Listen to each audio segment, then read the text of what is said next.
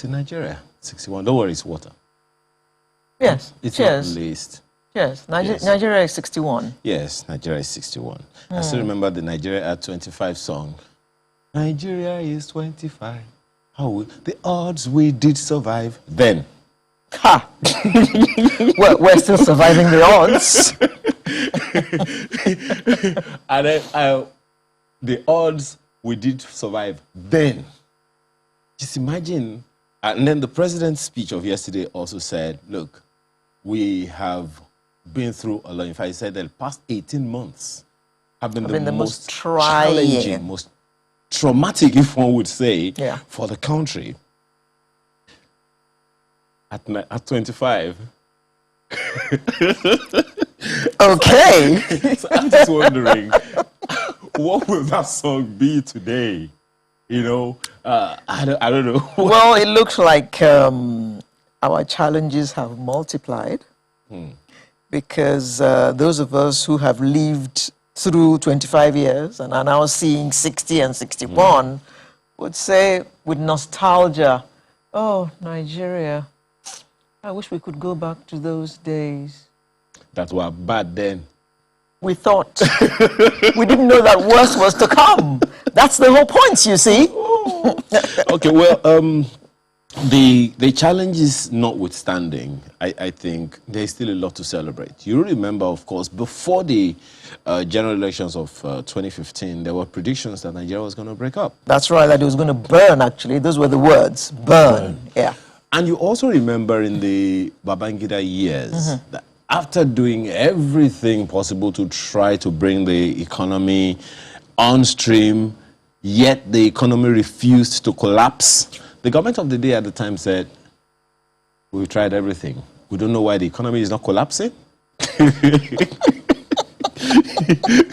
We don't know why things haven't gone to the dogs. But the thing is that Nigeria is a resilient country. Nigerians are a resilient people. It's just that never say die about Nigerians. No matter where they are, they will always just spring back like rubber. You know?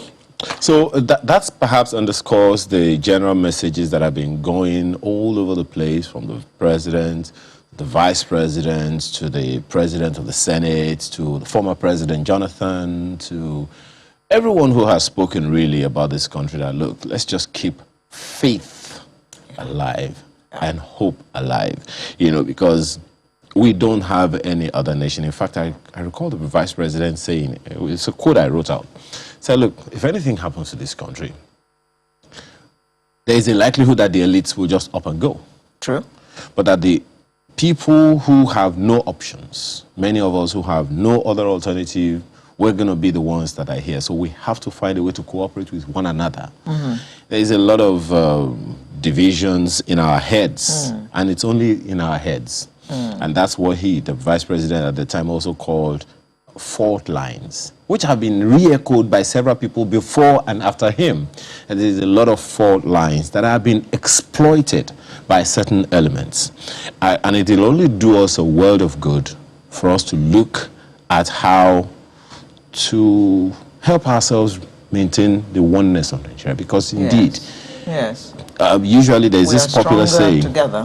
There's this popular saying that you know the beginning of a war, you don't know how it's going to end. Exactly, exactly.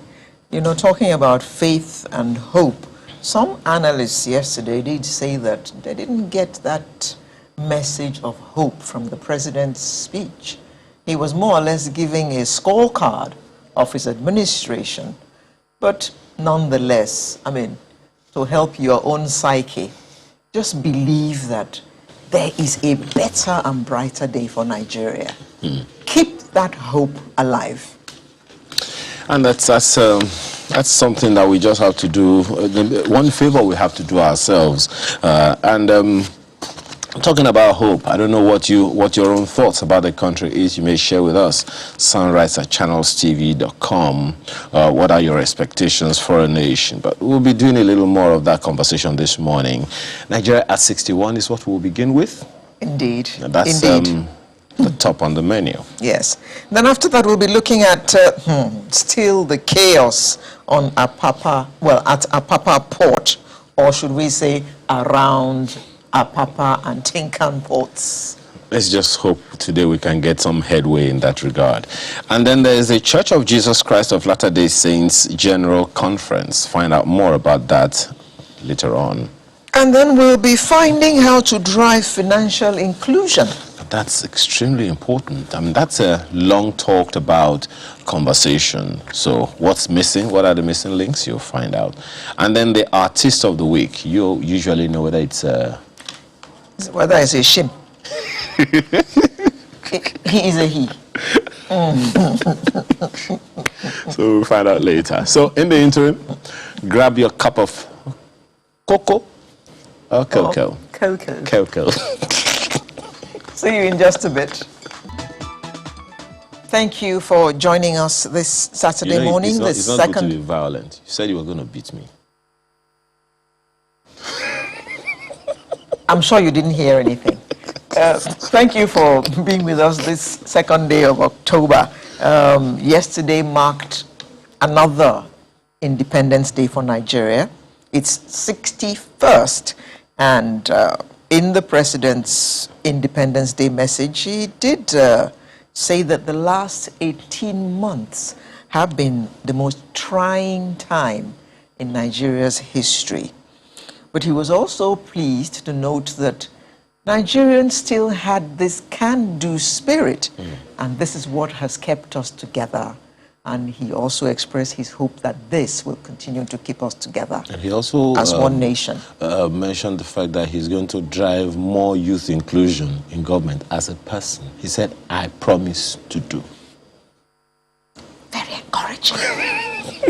Because the youth have a lot to say about Nigeria. Certainly. Well, don't forget that there is Nigeria and there is Niger. Interesting. That keeps coming up. Well, to look at Nigeria at 61 with us this morning, it's my pleasure to welcome, joining us via Zoom, an agricultural consultant and octogenarian, Mr. Stephen Olaleri Adegoke. Good morning. We also have, also joining us via Zoom, Mr. Abdulrazak Bello Bakindo, a veteran journalist and head of media, Nigeria Governors Forum. Good morning. Thanks for having me on the program. Okay, our Zoom guests will join us as we progress, but we have in the studio Mr. Akinleye Olu Phillips, who is franchise holder, Intercontinental Spelling Bee. Good morning. Good morning. How are you? Thank you for joining us today. Thanks for having me here. Well, they say a bird in hand. So we'll start with the bird I have in my hand. 61 years of independence. How do you assess our leadership since then, since 1960 up to this point? Basically, assessing the leadership comes from the point of how we as a people had seen leadership itself. Because the truth is, if I'm going to access it, I would not score as well, because our leadership has not been intentional as to what it takes to be a leader and what it takes to actually lead the people. When you say it's not been intentional, my apologies, Alero.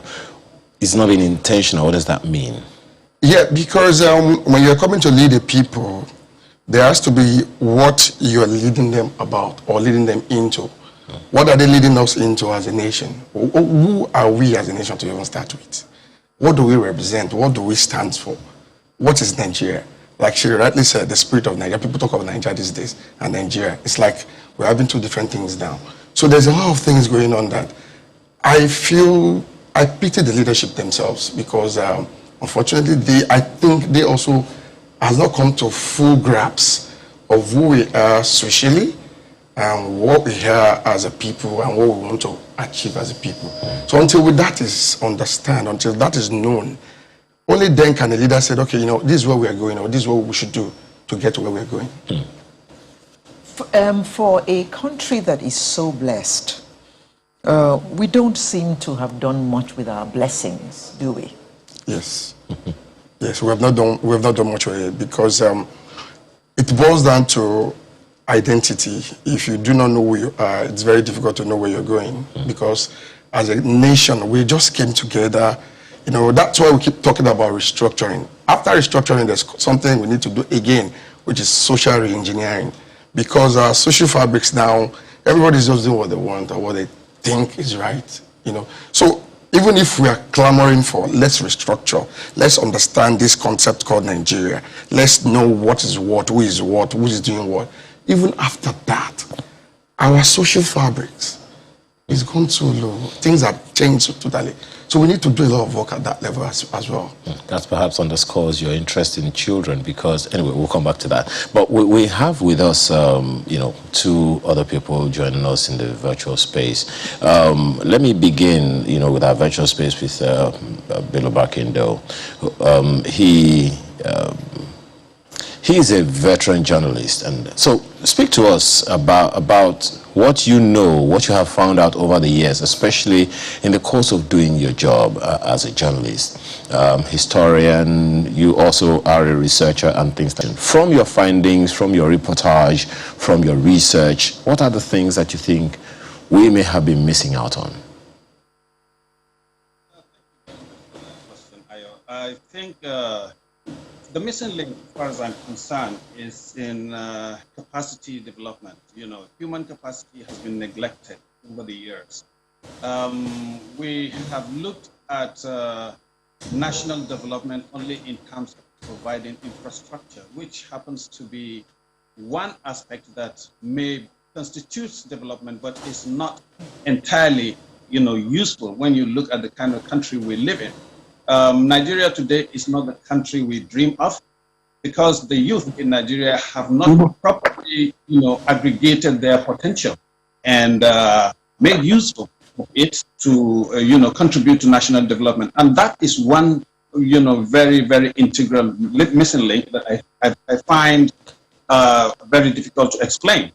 The other thing is, you know, the rural development that we have seen over the years have virtually neglected the principal and critical components of development. That is, you know, provision of healthcare, provision of education, provision of, you know, rural amenities, and the improvement of agriculture. Usually when governments talk about, you know, development in rural areas, they think they are providing a bridge that will take you from point A to B.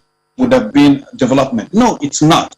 There are lots and lots. In a country where close to 80% of the population is under 35, what you need to do is harness the aggregate potential of this large population and bring them into use so that Nigeria can develop, so that the human beings within Nigeria can see the reason to, you know, advance every cause that they find as an endeavor and make it, you know, help the country. But over the years, I think these have not been aggregated, and that has led to where we are today, which is a colossal, you know, failure, if I may describe it. You referenced something quite important when you talked about the leaders, what they do, pretty much giving, forgive me for the use of your word, no pun intended, just giving biscuits to rural dwellers, thinking it's just a bridge that they're creating for them. But that falls to leadership. And interestingly, you've been working with leaders, a class of leaders, subnational leaders for a while now. You may not want to speak specifically to this, but if you can speak generically to what are the thinking, what's the thinking in the minds of that class of leaders that you have found over the years, even whether it's pre-Fourth Republic or even in this Fourth Republic? What are some of the things that you have found in the class of leaders that you happen to work with? Yes, Ayo, one of the things I must say here, without prejudice to the people I work with, is that leaders have virtually, you know, thrown their arms in the air in surrender. Because leaders cannot necessarily function without the assistance of the led. The led in this country have simply sat back and looked at leadership as the provider and be all and of of everything, which to a large extent, negates the idea of national development. The leaders, I've seen improvement in the quality of leadership that has taken this country to where we are. I have seen that the debate among leaders has improved, geometrically. But whatever the leaders want to do, they need the assistance of the leg. And the leg must see and also accept the responsibility of being part of this country and being part of the people that will provide the solutions that we need to move our country forward. Unfortunately, we have a group of people in this country who happen to be, the led, who would just sit back and think that the leader is not doing anything just because, things are not, materializing the way they expected. Your expectations, if they are not managed, it definitely lead to failure, whether the leader is so good or whether the leader is, very progressive or not. The point is, the people who are being led must also see that this country belongs to them and they want to contribute to the leadership and want to contribute to the development of the country, whether leadership, points at them or not. Unfortunately, a lot of people just sit back and think that, oh, the leaders will do everything and things. For instance, if you look at the traffic situation in Nigeria, for instance, now we're talking about urban development, you discover that the most educated people are the most consistent violators of traffic. And if you are educated and a role model and you continue to violate traffic rules, what do you expect of the people who look up to you? They will just violate traffic rules and believe that it's the right thing to do. Well, so I think you're speaking to another class of people, Mr. Bilobakino, but we'll come back to that one. Let's engage Mr. Adegoke. Interestingly, he started working before Nigeria became independent, because I had to look at a number of things. But so, Mr. Adegoke, speak to us. What's the shortfall that you think we have had over the years in the area of leadership in the country? Well, thank you. The leadership in Nigeria, as we have it, from the beginning of independence, we had series of leadership. There were some leaders that made themselves leaders.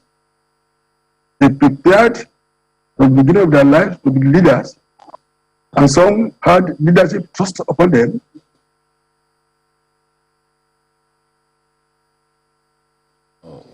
By their now, in the Western region, we had Apapa, a wonderful leader, a sage, and he prepared himself as a leader. He prepared. He knew what he wanted to do for the people, and he did it. Like in the agriculture as an important issue, from the farm settlement as a good example. The farm settlements of those days were made to make millionaires of farmers. And it started very well. Then catapult of projects. When other people came, they just left it off like that. There are some leaders who had leadership trust on them because of their position. As from 15th of January 1966, there came the military. Some of them probably had leadership trust on them because of their position in the army. So there was little they could do except what the army says they should do. This is important. Now, if we go a little outside Nigeria, we think of a person like Dr. Nkrumah. You see that he was so prepared for leadership, and he did a lot for a small country Ghana. Here in Nigeria, we can pinpoint those two people, those of the leaders who prepared for us and who worked for us, and they were successful. Awolowo, Azikwe, Sadana, they did all they could. But since January 1966, there had been a series of types of leadership, so much that the people we are more or less disillusioned, because much of what we expected from January 1966 did not come as we wanted. Well, Mr. Yeah. My Yes. apologies. You heard Mr. Bill Barkindo say the other time that sometimes the challenge is with the followership. The people themselves need to get involved in the process as opposed to just waiting for the leaders to do everything for them. Do you agree with him? Isn't there something that the followers, the people that are being led themselves, can do to ensure that the leaders do what is expected of them? It is the leader that to ginger them up. The leaders have a lot to do to carry the people along. If the leader is charismatic, like some of our past leaders, the followers will follow. They will they educate us. They will give us what we need to know that this is a good leader and this is somebody who wants to help us. If we sit down at home and we find that leaders are people who are gallivanting, we will sit down. But a leader who is charismatic and who goes into people through education, through the media, through other sources that make the people know that we must follow them, we are going to follow. No, there's nobody that is just sitting down there for nothing. But we want leaders that will give us the leadership, the type we want, and we are going to follow. Mr. Lou Phillips, still about this leadership and followership. Mr. Barkindo gave the example of traffic. If the policeman who is supposed to ensure that you stay in line when there's traffic jam is just there to collect some money from you and let you break the law, how is your mind going to be focused on keeping the law when you know that all you have to do is grease a palm or two and you can continue breaking the law, you know, till you get to where you're going?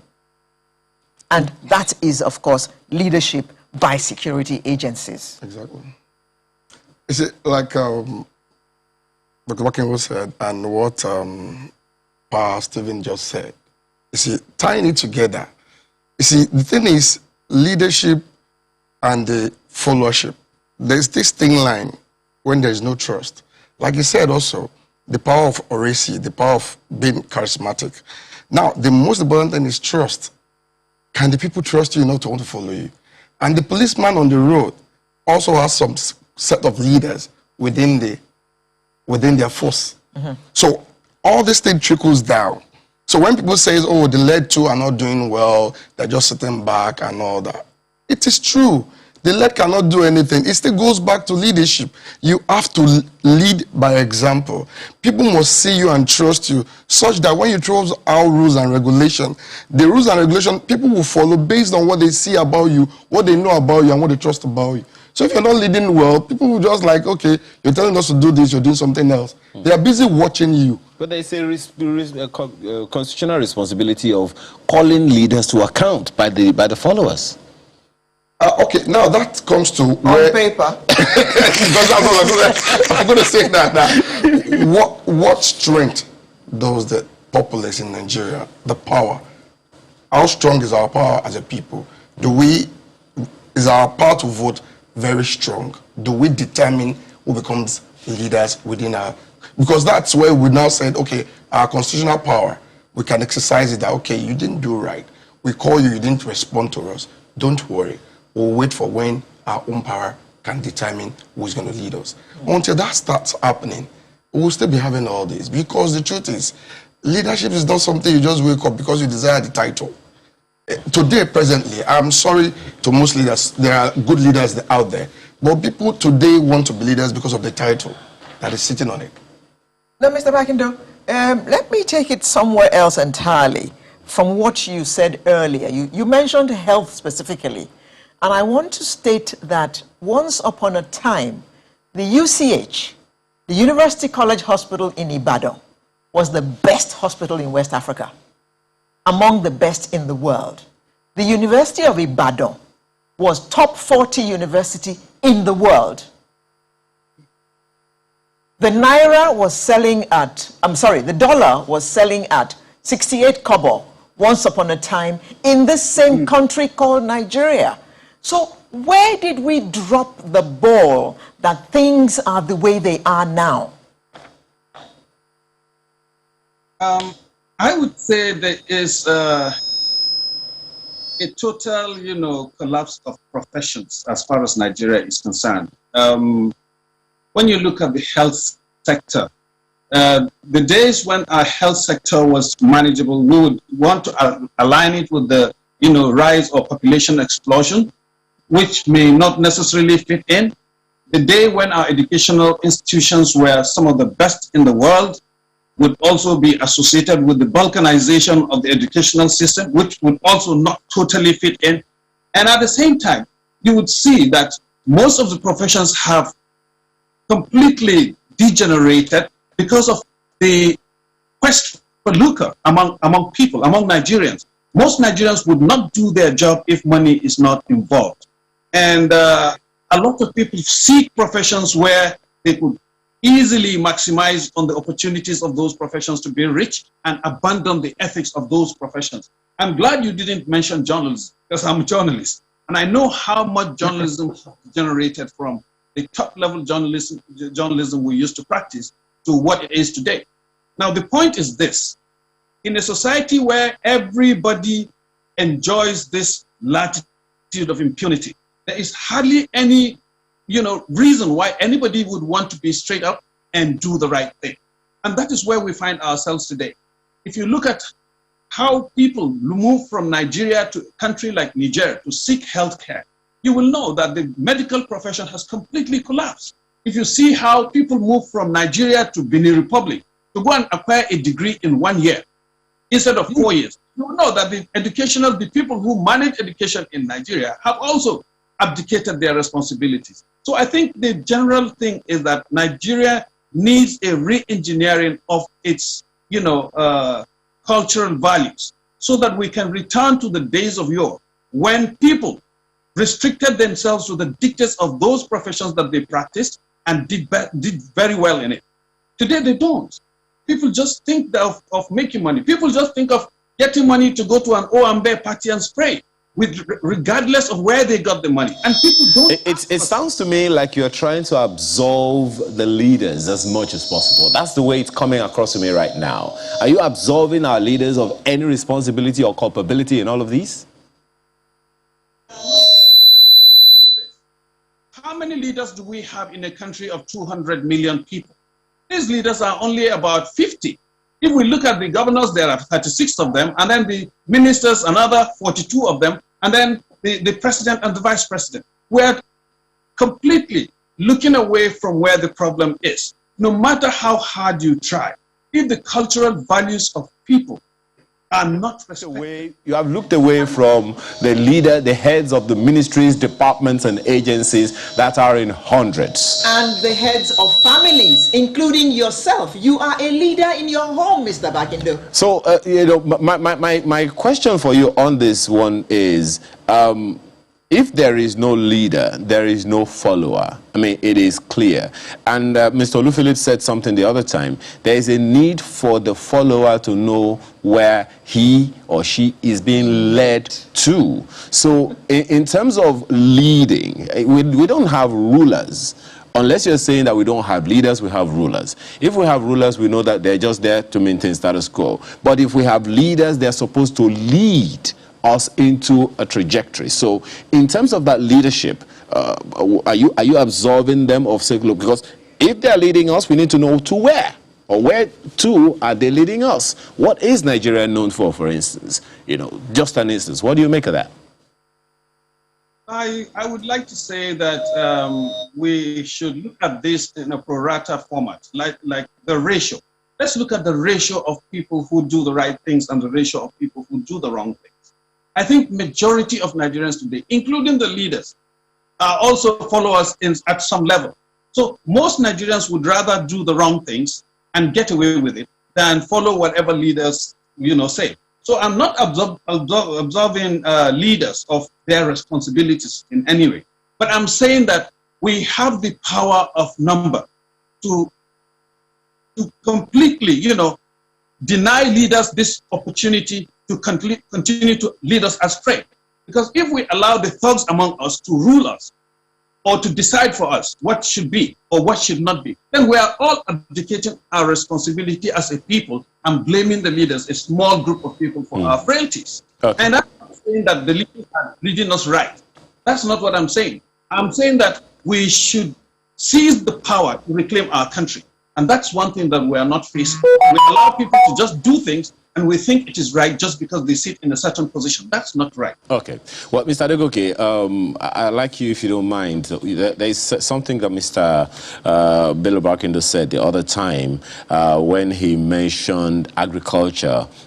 Let's take an instance. Maybe you've talked about health the other time. I'm a kind of agriculture champion of sorts because we have tremendous opportunity in that regard in this country, and it's what we started with, so to speak, in the First Republic that gave us a lot of opportunity, a lot of advantage as a country, but along the line we seemed to have let it all go.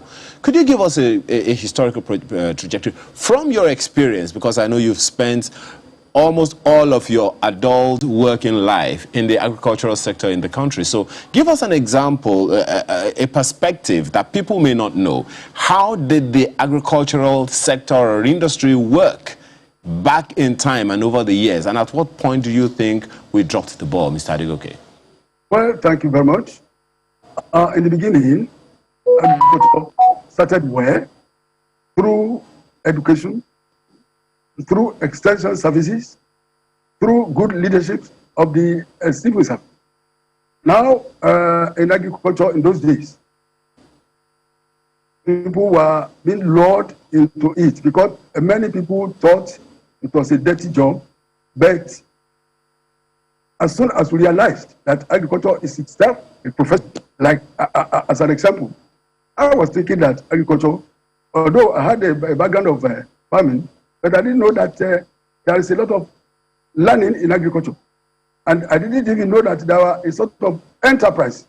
When I got into it, I discovered that where it is a worth of a lot of things in agriculture. Now, when I got into it, I discovered that extension services is one of the best aspects. This is where you send officers into the field to deal with farmers, with new knowledge, with new crops, with new animals, with new methods of agriculture. And they did a lot. People were gingered up, farmers were gingered up, and agriculture was moving very well. There's no aspect of agriculture that you didn't have extension services. But when extension services went down, when they were stopping, when they are no more in the field, nobody was doing a lot again. Now the officers in charge in the ministry. Just a second, Mr. Adegoke. When you talk, three times you have mentioned extension services. What does that mean? Yeah. Extension services is the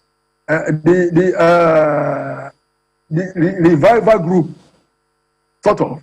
They are taught to go to the field to take new inventions, new crops, new animals to the farmers in the field, to show them the method, to show them the new crops, to show them the new animals, and the methods you are going to take to rear your animal. So these were many in those days, and they are the people who take the leadership in the revival of farming. The farmer become better, modern, and they were taking the new methods one. So they are the people specially trained to teach farmers in the field. What point then did we lose this one? Because I remember, when we talked about this, first of all, tell us, because today it doesn't look to me like the average young person is interested in agriculture. It doesn't look appealing. It doesn't look exciting anymore. And it's still in the minds of many that when you talk about agriculture, you're talking about farming. You're talking about holding a hoe and cutlass. Many are talking about mechanized farming and all of that now, but with the opportunity that we have in the agricultural sector, the Vice President once said that the livestock sector alone has a value chain worth 30 trillion naira. Just the livestock sector alone. And we're not talking about crops and so many others like that. So the question that I want to ask you is, what are the things, what were the opportunities for new entrants? How did you get into agriculture, for instance? And do you think those things are there now? If they are not, what happened? Well, there are opportunities in agriculture. And the way to know it, and the way to tell its farmers is the way I have said that. The government has to send the officers to the field to let people know that there are opportunities in agriculture, in livestock, for that matter. You have piggery, you have the cattle, you have the poultry, you have a lot of rabbitry and a lot of things like that. Now, in the crop agronomic sector, you have your crops. To grow, get your crops stored, get your crops processed, get your crop to the market. These are opportunities, and every aspect of it is an enterprise. The farmer plants. What was the role of the leaders at the time? Who were the leaders who were in charge of leading this process at the time? And what happened to the systems that helped them? For instance, the governors of those days, what was their role? Okay, well, First Republic, we didn't have governors. But the premier or whoever the leaders were at the time, what were their roles, you know, in those days in getting us to, you know, the level that we got to? I mean, you have tried to give the example of the Western region, for instance. What was the role of the leadership at that time?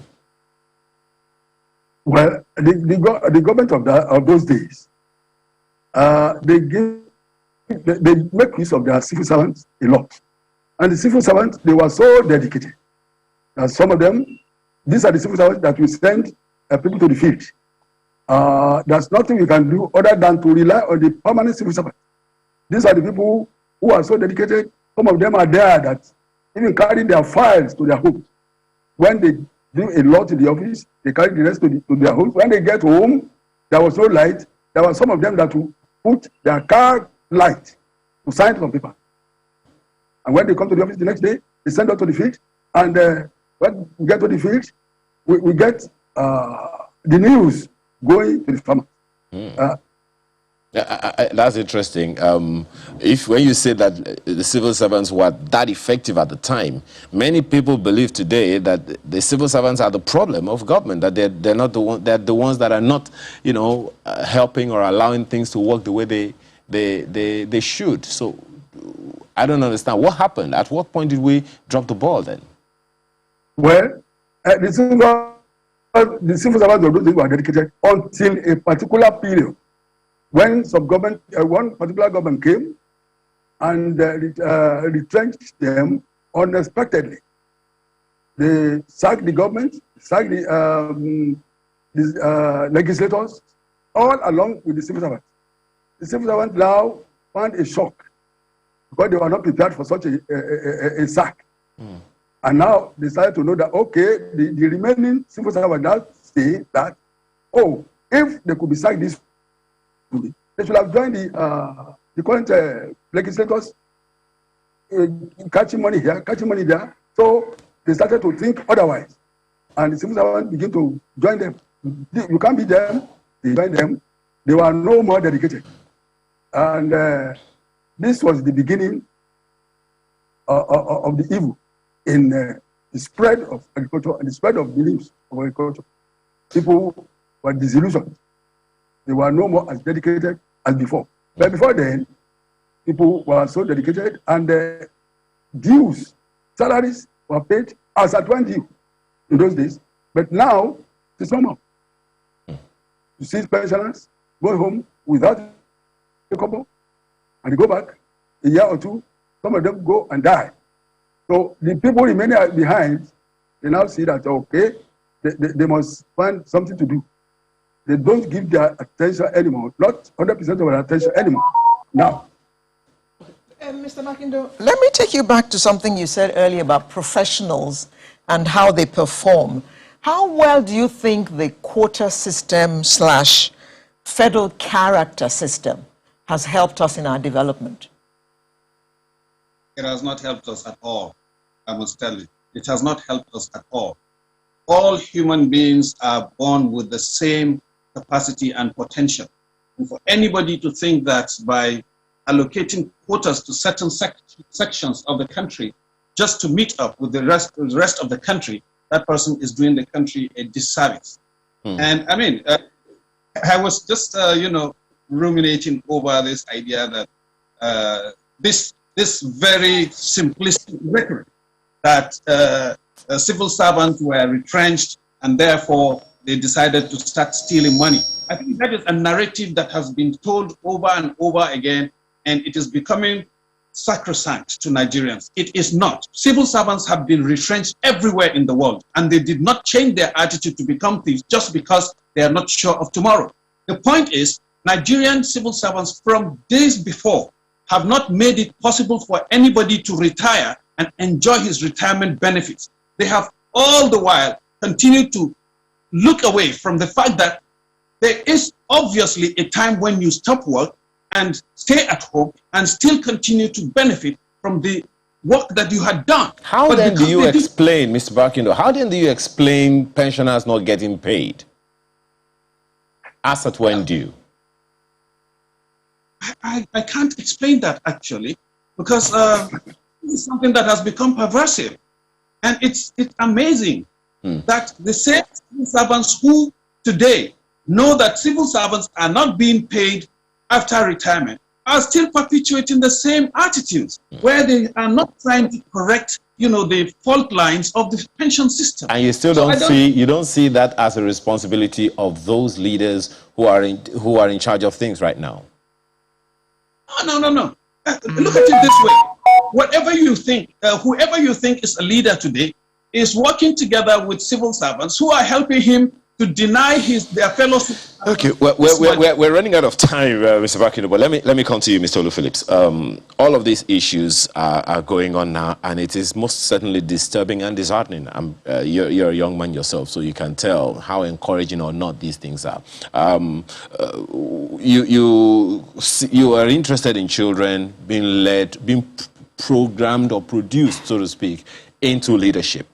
And that's one of the things that you say you do with the Intercontinental Spelling Bee, which franchise you hold in Nigeria. So I'm just wondering, with all of these things happening, how are we able to, policy-wise, law-wise, structure-wise, system-wise, preparing the children today for the future that is definitely certain?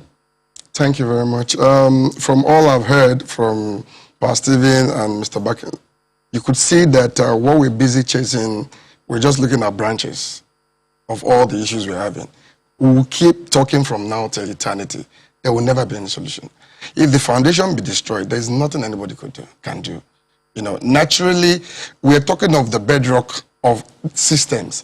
When the system has collapsed, what else do you want? You will have all these issues coming up back and forth. So what I am saying is, let's go back to check the system. Let's build it. And that's why I keep saying it's leadership that can make that work. And just like Madam Alero said, it's from the home front. The father is the leader in the house. What values does it carry? Now, when I say it trickles from the top, when we have leadership in the society who actually knows what it is to lead, and they are responsible enough to know that you have to be strategic. Like when I said intentional earlier on, I mean, you don't just come and say, oh, you're a leader in this area, in that area, without understanding that area itself, so that you can have solution to what you're coming to lead. Okay. Well, just a quick one, because I know that we have to wrap up now. You undertook this spelling bee competition recently, and I found in the news that Nigeria beat India for the first time. Yes, we did. What happened? That's to tell you what we have in Nigeria. The human resource is enormous. you know, and that's why we keep saying, let's do it right. We have children that are dynamic, they are brilliant.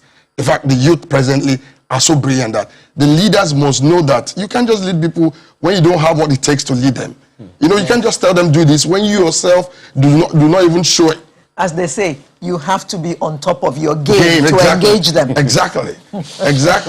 Okay, well, that's where we have to leave it. That's the nature of live television. We've run completely out of time. It's just left for me now to thank our virtual guests, Pa Stephen Olalere Adegoke, agricultural consultant and octogenarian. Thank you very much for joining us, as well as Abdulrazak Bello Bakindo, veteran journalist, head of media, Nigeria Governors Forum. And we had in the studio with us in Lagos, Mr. Akinleye Olu Phillips, franchise holder, Intercontinental Spelling Bee. Thank you very much. Thank you, ma'am. Thank you all, gentlemen, for coming to share your insights with us on Nigeria's 61st birthday. Sunrise will return in just a moment with another interesting conversation. Do join us.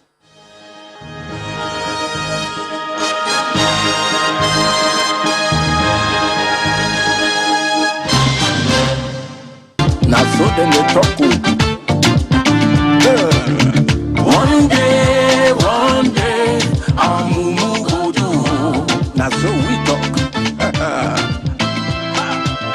This country. Well, that kind of song, when you hear it, sometimes you're wondering, okay, is this saying that we as people, we don't know what we're doing, or we're still just scratching the surface? Well, we seem to be beating around quite a bit. We don't seem to be absolutely certain of where we want to. No, we know where we want to go, but we don't know how to get there. Oh, really? We know where we want to go. Just Google Map. Don't answer that. Because Nigeria is built for greatness. We know that. And we know that we have the resources. I know, I feel your pain, only I can't. Oh, yeah. You feel my pain, huh? Yeah, because, you would know how it feels to have grown up in the glory days and then things are not happening the way. I wonder how Apapa looked when you were growing up. In fact, when I first came to Lagos in 1957, my parents lived in Apapa. Oh. So I know what Apapa was like. Okay. But they still have residences there, right? Hardly. Those who used to live there have moved out. Many of the offices are vacant. Many of the homes are vacant. Why is people that? have left out of sheer frustration about the traffic situation going to the ports. Well, we have just the right people to talk about it this morning. Maybe you'll be able to move back to Apapa. Okay. No chance. Let's begin with the acting managing director of the Nigerian Ports Authority, Mohammed Bello Koko. Thank you so much for joining us today. Thank you for having me. And we also have Honorable Shalagiwa, who is Senior Special Assistant to Governor Sanwo-Olu on the CBD, as well as Head of Operations, Apapa Traffic Management and Enforcement Committee. Thank you for joining us today. Thank you for having me. Well, I think a congratulations is in place, your appointment as the acting MD of Nigerian Ports Authority. You know that you have, I don't know, should I call it shoes to fill now, or an arduous task on your hands? Job to continue, rather. Beg your pardon? A job to continue on. Oh, certainly. Yes, but, No, it's please not don't so continue. We don't want to continue seeing that congestion on the roads, please. But how do you, knowing that you have to do this job and your first challenge, so to speak, will be to take on that seemingly intractable congestion at the ports. How did you feel? So the first thing I did on assumption of duty was, first of all, to look at the current system in place, which is the ETO system. That's the electronic truck call-up system. And I paid a visit to the main truck park itself, which was Lily Pond, to see what was happening. And I went around, I went into the ports, and first of all, the idea is for me to have first-hand understanding on what the problem is. And we held a meeting with TTP, which is the company that deployed ETO on behalf of Nigerian Ports Authority. And we analyzed what has been happening from February to May. And we observed lapses. One of the lapses we observed was the non-deployment of the electronic systems, IT systems that should have been in place in some locations, in some of the satellite truck parks. We also looked at the non-deployment of physical infrastructure like bollards, like the automated gates. And we sat down with them and we gave them ultimatums to say, you must deploy these things. If you don't deploy them, the essence of A2 actually was to streamline the movement of cargo in and out of the port, reduce human interference, and speed up that process. And for as long as there is human interference, there will be delay, there will be extortion, and so on and so forth.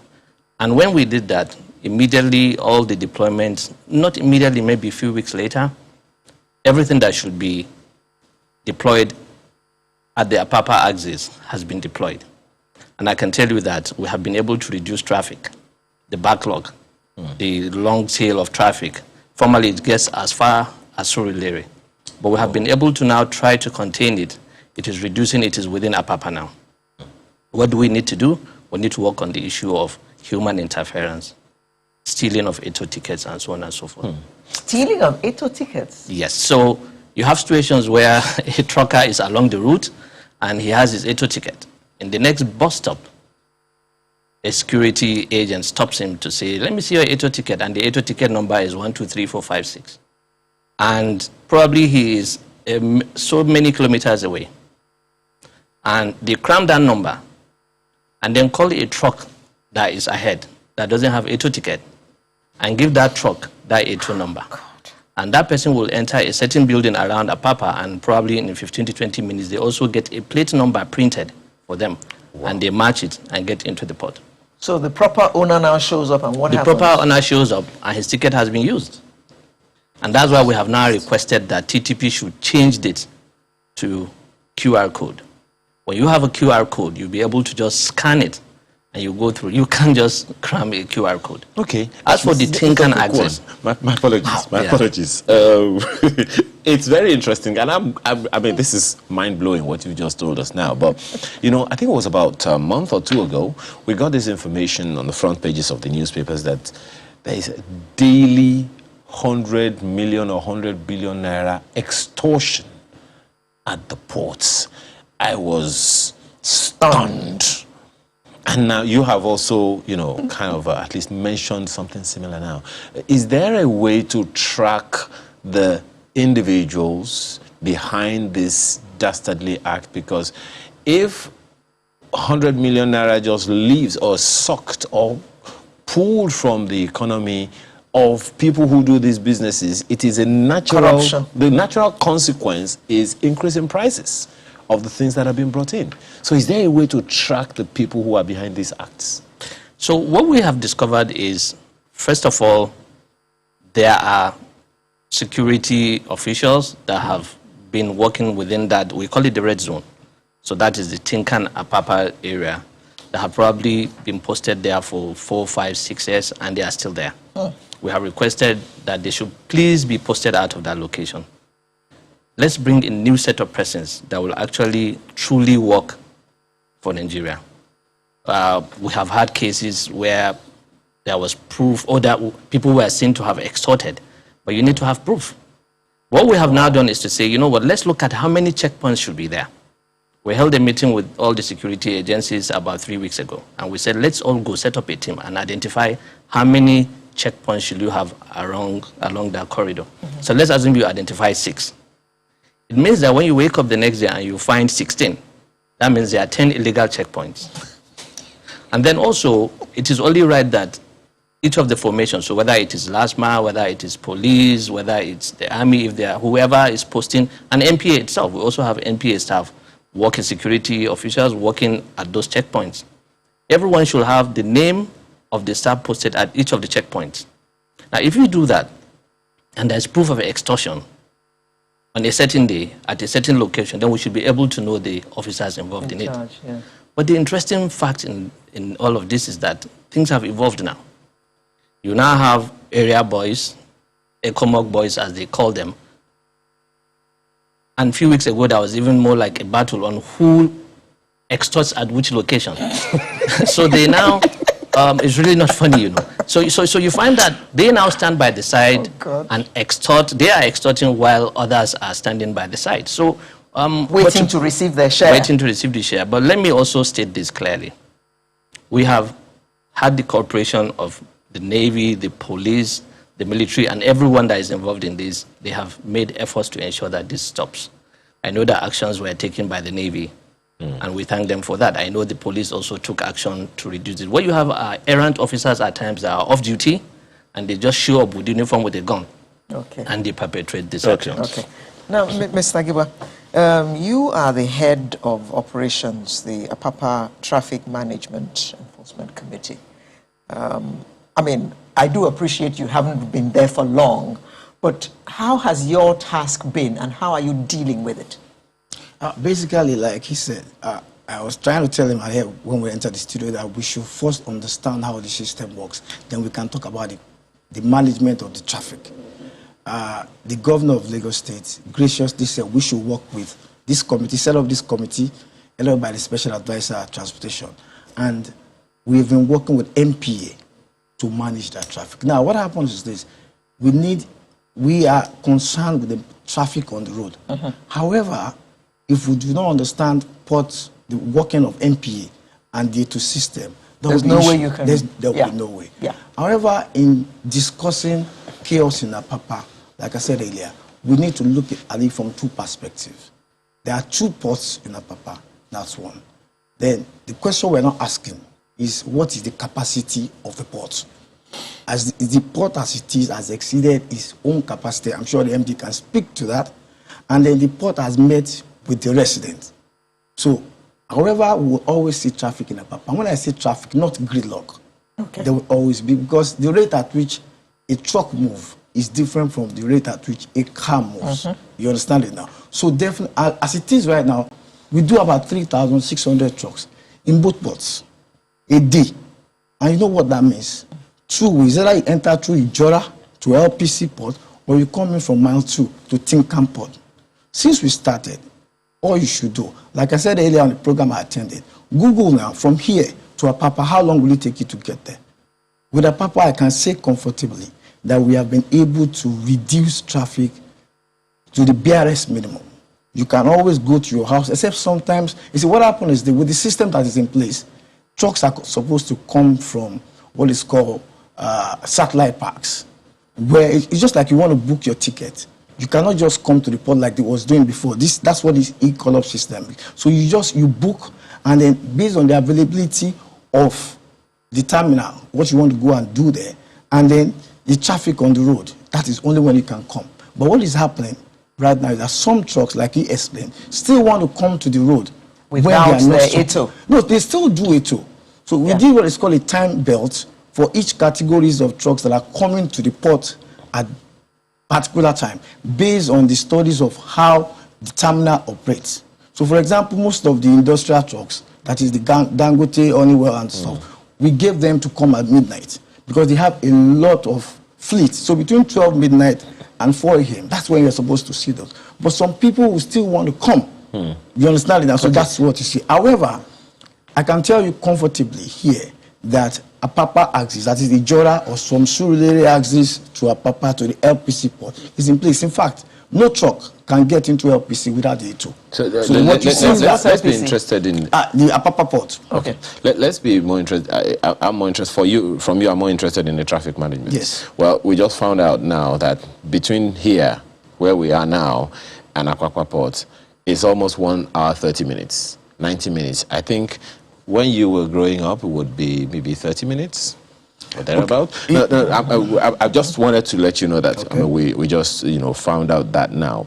But there's something that the MD said, the acting MD said, I would like you to speak to. He talked about the operations of touts, of touts in the environment, and how that they are not within the ports. And unauthorized security agents. And unauthorized security agents, unauthorized checkpoints. And these unauthorized checkpoints, they are not inside the ports, they are outside, right? They are outside. Okay. On the roads. They are outside the port jurisdiction. So, we speak to that because most certainly that is also a catalyst for traffic bottle-ups.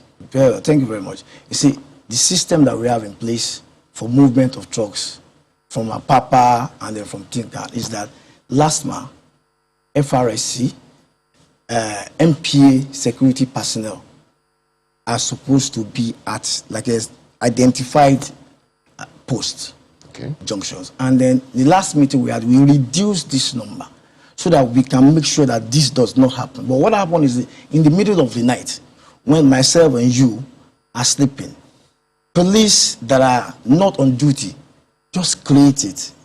You understand that? Because they are used to this before day two, before you move. Isn't there? I'm what sorry. I'm trying to say Isn't there some form of surveillance to ensure that whoever is found with these things, in fact, they're not there? But I would like you to speak specifically to the issue raised by the because I remember that the president and the vice president has paid personal visit. The president has said over and over again, let there be a collaboration between the states, governments, in terms of the traffic, because that's the primary, concern of Lagos State, and the NPA, which is supposed to be the business, side of things in that environment. So long as we continue to have the activities of touts in that environment, whatever it is that we are doing, we will not be able to achieve it. And that extortion of 100 million naira daily, gosh, it won't stop. So how is the Lagos State government dealing with that one? Okay, like I was trying to explain to you earlier, there was this committee that was set up because we have this affiliation or this cooperation we have with the MPA is being driven by Lagos State and MPA, that we must resolve this anyhow we can. Have you been able to? I'm sorry. I want us to just get results. I'll get there. Have you been able to identify touts in the area? We have. Have arrests been made? That's exactly what I'm getting to. Okay. Just last week, the area commander of Area B went there in the middle of his night with his men and arrested 6 policemen, 6 mobile policemen from another unit entirely that are supposed to work there. On the issue of the boys that are collecting, we have read out the name. We have given the name to the CP, to the police. These are the names of the key leaders of the people here collecting. They call them Echo Mock boys. I can't go and arrest them. All I need to do is give the names, and we can say, yeah, this is national TV. And everybody knows them. So everybody knows the what I'm trying to say is, yes, so the CP is aware, the area commander is aware. We have given them the names. We gave them the names of police officers that are not supposed to be there. They moved them away. They say they will do probably orderly trial or something like that. But for this tout, and the same thing we did with last month that we identified, they went through the process of discipline. And MPA did the same thing. But for the tout, it's not within my power to arrest tout. All I need to do is take these names, identify them, take their videos, when possible, and give it to people, which we have done. Okay. Mr. Bello, let's take our eye from the road for a moment and look at the port. How efficient are operations in the port now? Are they efficient enough to prevent the congestion that we see outside? Okay, so I've said this before, and let me say this again. The 2 ports of Tinkan and Apapa are currently operating far beyond their installed capacity. So what it simply means is if you were expecting, say, 500,000 TEUs, probably they are operating at probably about 700. And like I have said also earlier, the city has caught up with the port. There is no space to expand it. So what do? You need to improve on the activities in the port. In 2006, when the Nigerian Ports Authority concessioned the terminals, there was a development plan and so on and so forth between the Nigerian Ports Authority and the terminal operators. And that development plan included both the physical development and then deployment of equipment. The terminal operators have made those agreements. However, everything has evolved.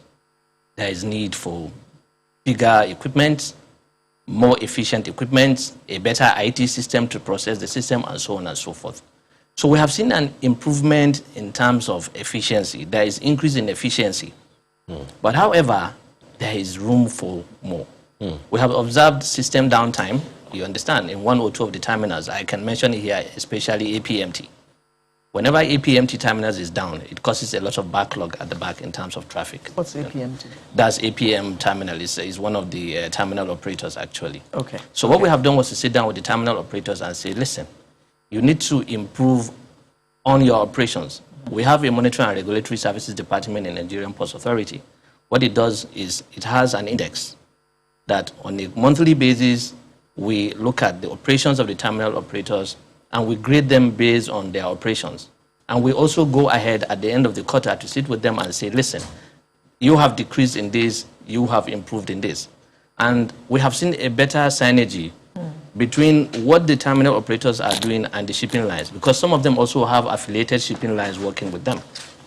To improve the operations within the port, we came up with a policy of empty container holding bays. And we mandated all shipping lines to ensure that they have a holding bay outside the port premises for empties. This is to ensure that when you as an importer takes away your cargo from the port, you go home or wherever you offload it, you shouldn't bring it into the port, you should take it into the you should take it into the holding bay. The second thing is we mandated that for every vessel that comes in Nigeria, when it is sailing away, it must take away at least 80% of the total quantity of containers it brought in, either as empty or as export. Because we were beginning to see Nigeria being turned into more like a dumping ground for empties. And to a large extent, that has worked. And we are ensuring that regularly that is being monitored. Efficiency has increased.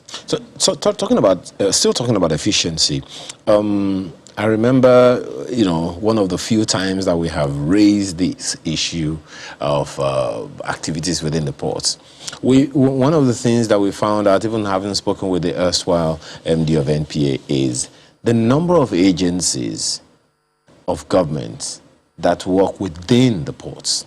When some, stakeholders within the ports, when we had opportunity to speak with them, they mentioned something in the region of 15 different agencies and associations working within the ports. And the question we asked at the time was, is there a central controlling body or organization or agency? And when we had a conversation with the Minister of Transport, the Honorable Minister of Transport, he said, well, that's supposed to be the assignment of the NPA. But when we had the conversation again, another conversation with the MD of the NPA, said, look, I don't have authority over customs.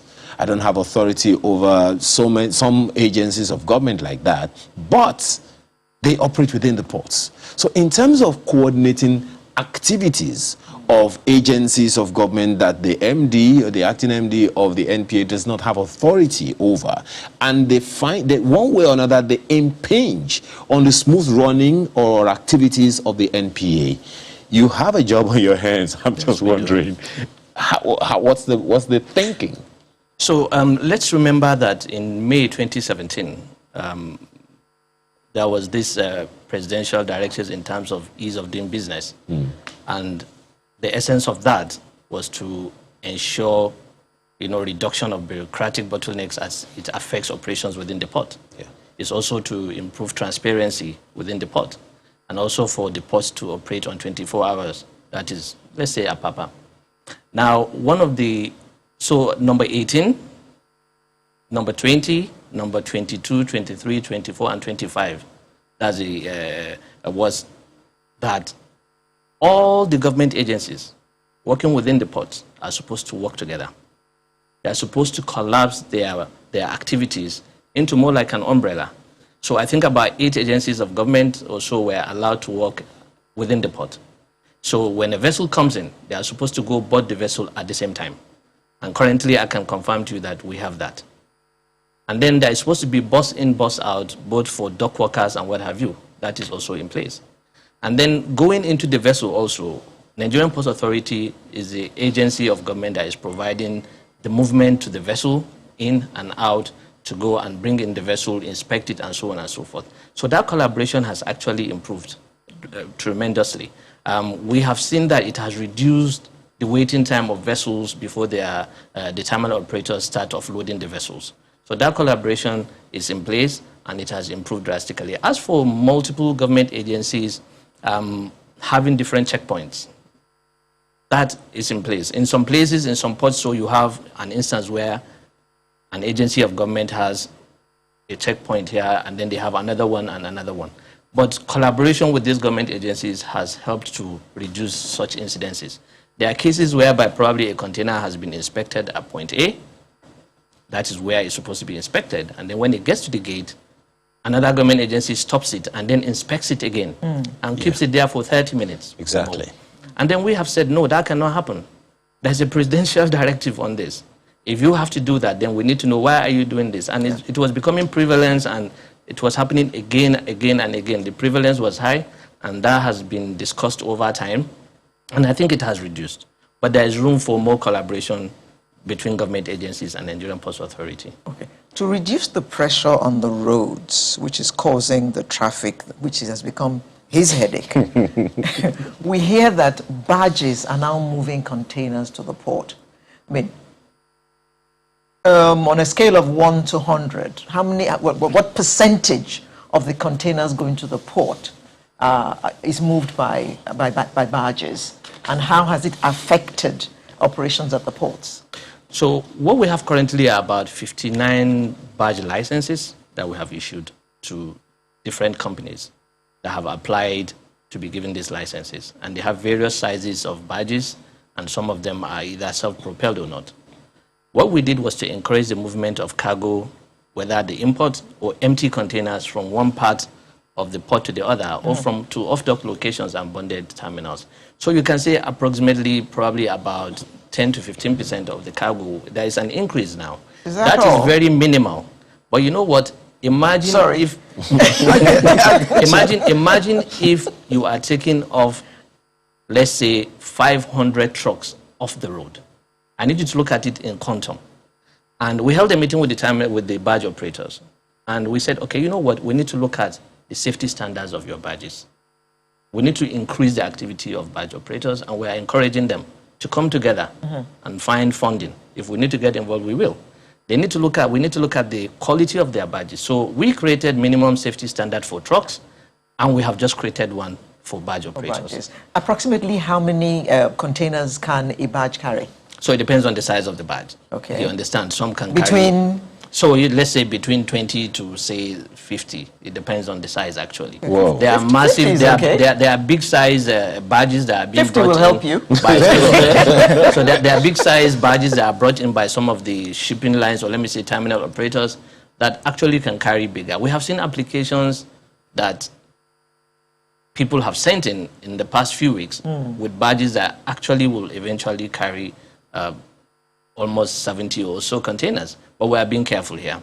We need to ensure the quality of the barge, the safety of the barge. And then let me just add a bit more.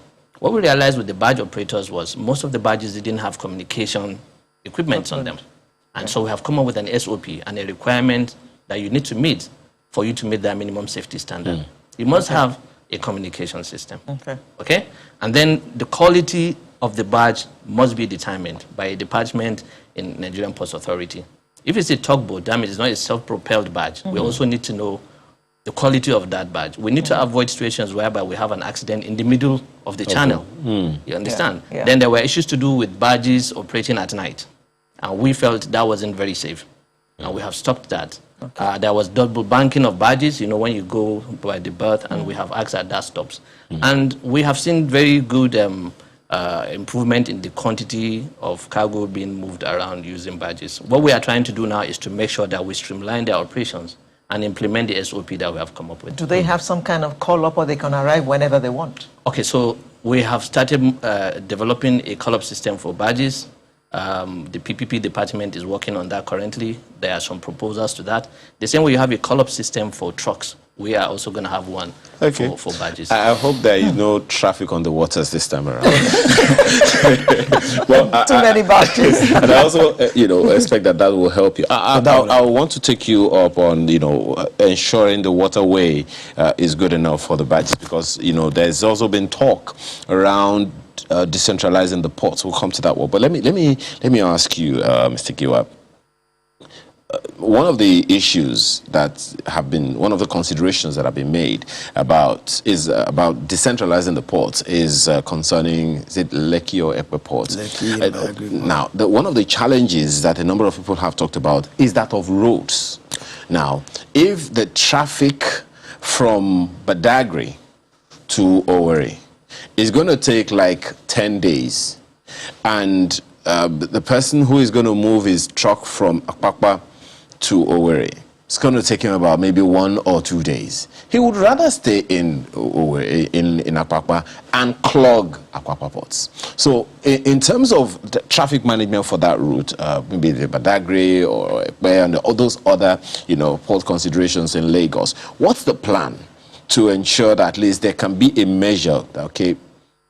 Because the concern for the businessman is the integrity of his goods and services, his goods, his products and all, and the time it will take to move those things from whatever part of Lagos or whatever port in Lagos or anywhere in Nigeria to where he is supposed to take them. Okay, so basically, I'll give you an example of the Lekki deep sea that is coming up next year by the grace of God. So what is going to happen is that will serve the hinterland. So someone was saying that the people of Lekki they will turn Lekki to Apapa again, but that's not how it's going to happen. It's already Apapa. The traffic is already horrendous. Let me understand. When we talk about traffic, I don't know if you can allow me to digress a bit. When we see traffic, I see progress.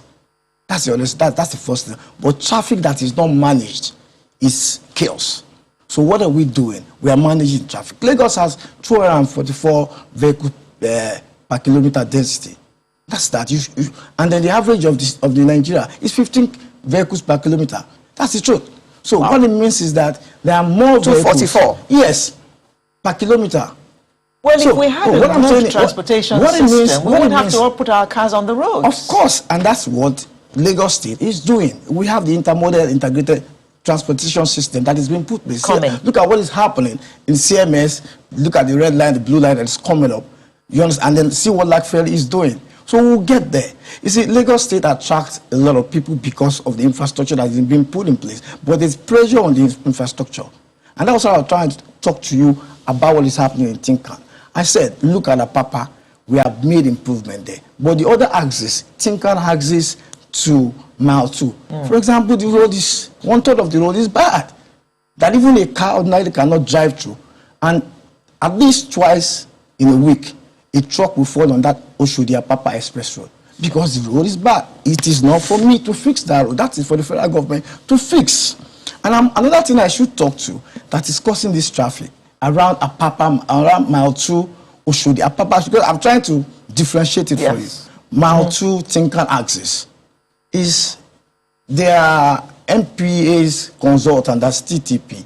There are some things that they ought to put in place that has been done in Apapa axis. For instance? Such as? Okay, the infrastructure for these trucks to be held down at satellite truck parks.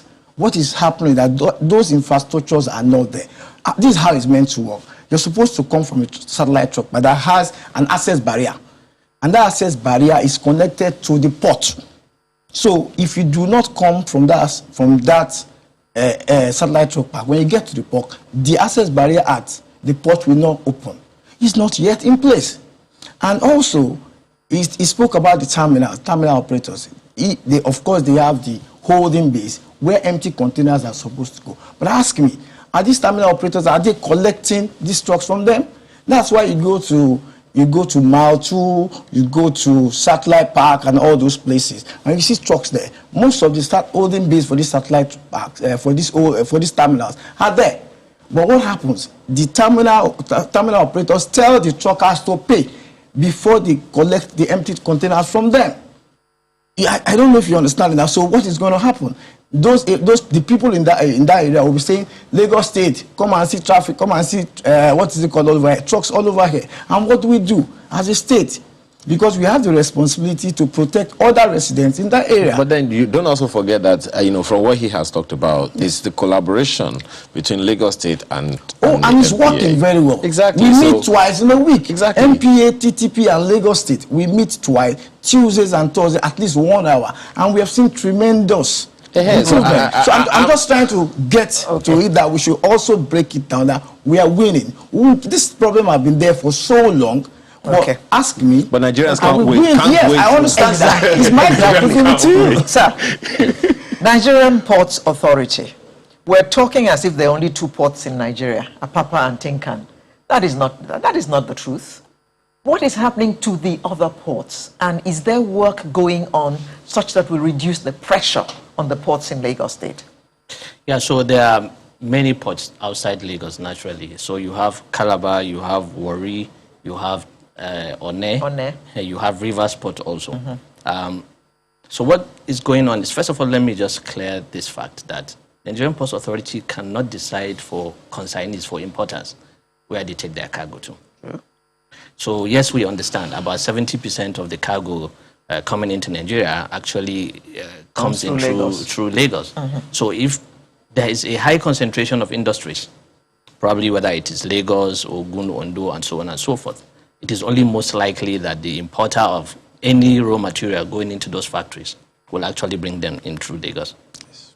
However, what we have done was to offer tariff reliefs at those port locations so that it will encourage shipping lines and importers themselves to bring in their cargo through those ports. Is it working? And yes, it has started working. We have seen a gradual but careful increase. We have seen we were hoping there would be a jump, but we're not seeing that jump. So what we need to do is to also do something. Crawling. No, it's not a crawl. They are working, but we thought it would just start running very fast. So, however... So you're in a hurry as well. Oh, yes, we are. But however, within this month, we'll also start looking at the tariffs in those that we have offered in those locations. We have encouraged the use of flat-bottom vessels to come into Calabar and other locations. You have seen that we have seen that has started coming in. The problem with these ports, let me repeat it again. They have three common issues. First of all, the port in Warri is about 109 kilometers away from the ocean. So that means from the beginning of the channel to the port in Warri is about 109 kilometers. And then the one in Calabar is 101 kilometers. Rivers Port is about 69 kilometers. What is the implication of this? So the implication of this is that it's multiple. So let me say Lagos is about 9.25 kilometers. So that means it's like you traveling. So from the Fairway Buoy is a marker where you say this is the beginning of the ocean and the end of it, and this is where Nigerian Ports Authority pilots bring in the vessels to berth at port. It means travel time is longer. It means maintaining that channel is more expensive. It means siltation is also very high. It also means that there are security issues which we know in that part of the country, unfortunately. The ports in Lagos, you can take in and take out your vessel at any time of the day or night. But in that part of the country, there's a little window in the morning and afternoon where you can take out those vessels also. Each of the ports also have certain distinct issues. Calabar Port, I have said it before and I'll say it here. Let's start with Warri. Warri Port has a breakwater that has collapsed probably 9 to 10 years ago. Wow. A breakwater is a physical infrastructure that is built in the sea to break the action of sea waves into the channel and also to reduce sedimentation, to reduce siltation into the channel. It has collapsed. It is 8.5 kilometers long. Currently, Royal Haskone is doing a study on that. They have finished their geotechnical studies. They are now designing the breakwater. Warri Port also has a pipe that is about 7 meters buried, an NNPC pipe. It therefore means you cannot dredge deeper than 7 meters. Oh, with the economies of scale, it means that you cannot bring bigger vessels. Yes. I was going to ask you about dredging. I think I'm not going to ask you that question anymore. Well, you got the answer. And then as for Calabar, of course, is distant and is long, far away from the port. The dredging there hasn't been done for so long. There is a matter in the court between MPA and the last company that was given the dredging contract. So the matter is sub judice, and I don't want to go into that. But we are working to resolve this out of court. Meanwhile, for Warri, there was a dredging, remedial dredging was done about 4 or so years ago. This year we are working, and we hope that within this year, there will be remedial dredging at some certain locations and the Belmar, the entrance into the channel. That will help us bring bigger vessels. Rivers Port has already, its lifespan has already been, it's over. So it's either you reconstruct it and all that. And each of these locations also has one limitation. The berth was built with sheet piles when it was built in the 40s or 50s. So there's a limitation to how deep you can actually dredge that part. So that means these days, everybody wants to bring bigger vessels. We understand it's cheaper, it brings more. But there is no port location in Nigeria that has more than 13.5 meters. And that's why we are saying Lekki Deep Sea Port, we just can't wait for it to come on stream. It's going to have, the first phase will have 16.5 meters. So that means any vessel that draws, let's say, 15 meters or so can come into that port. And then the businesses that we have, the marine businesses that we have been losing to neighboring countries will actually start coming back into Nigeria. The second phase of Lekki Deep Sea will take the draft there to up to 20 meters. It also means the channel will also be deeper than 20 meters. But there is a plan. Okay. Currently, Nigerian Ports Authority, working with the Ministry of Transportation, the Minister of Transport has mandated and has requested that Nigerian Ports Authority sits down with the terminal operators to think of how to reconstruct the ports in Lagos. Reconstruction here means not just the physical infrastructure. You also need to have better equipment, better IT system, improve efficiency, and that discussion has started. And I'm just wondering how much millions or billions of naira or dollars is going into this. Please don't answer that question yet. But let me ask. Lagos State is working, Mr. Giwa. Well, I can tell you that. In terms of collaboration, I mean, you've told us the things that is happening in that committee that has been formed. Is there something that people ought to know in order to gain their understanding and confidence about what is being done, especially in this collaboration, to reduce the pressure and the frustrations that Dalero talked about, which has chased many people away from their homes in the environment? Alero, I can tell you, if you have friends or people that you know in Apapa, you can give them a call right now and see how is Apapa. And I can talk to that. There's a mall in Apapa, in Park Lane. Earlier this year, when we got to Apapa in February, I wanted to go there. And there were only 3 shops open in that ShopRite mall. I'm serious, I felt bad. However, I felt pained. So, however, I went there sometimes in June, and the whole place was filled up.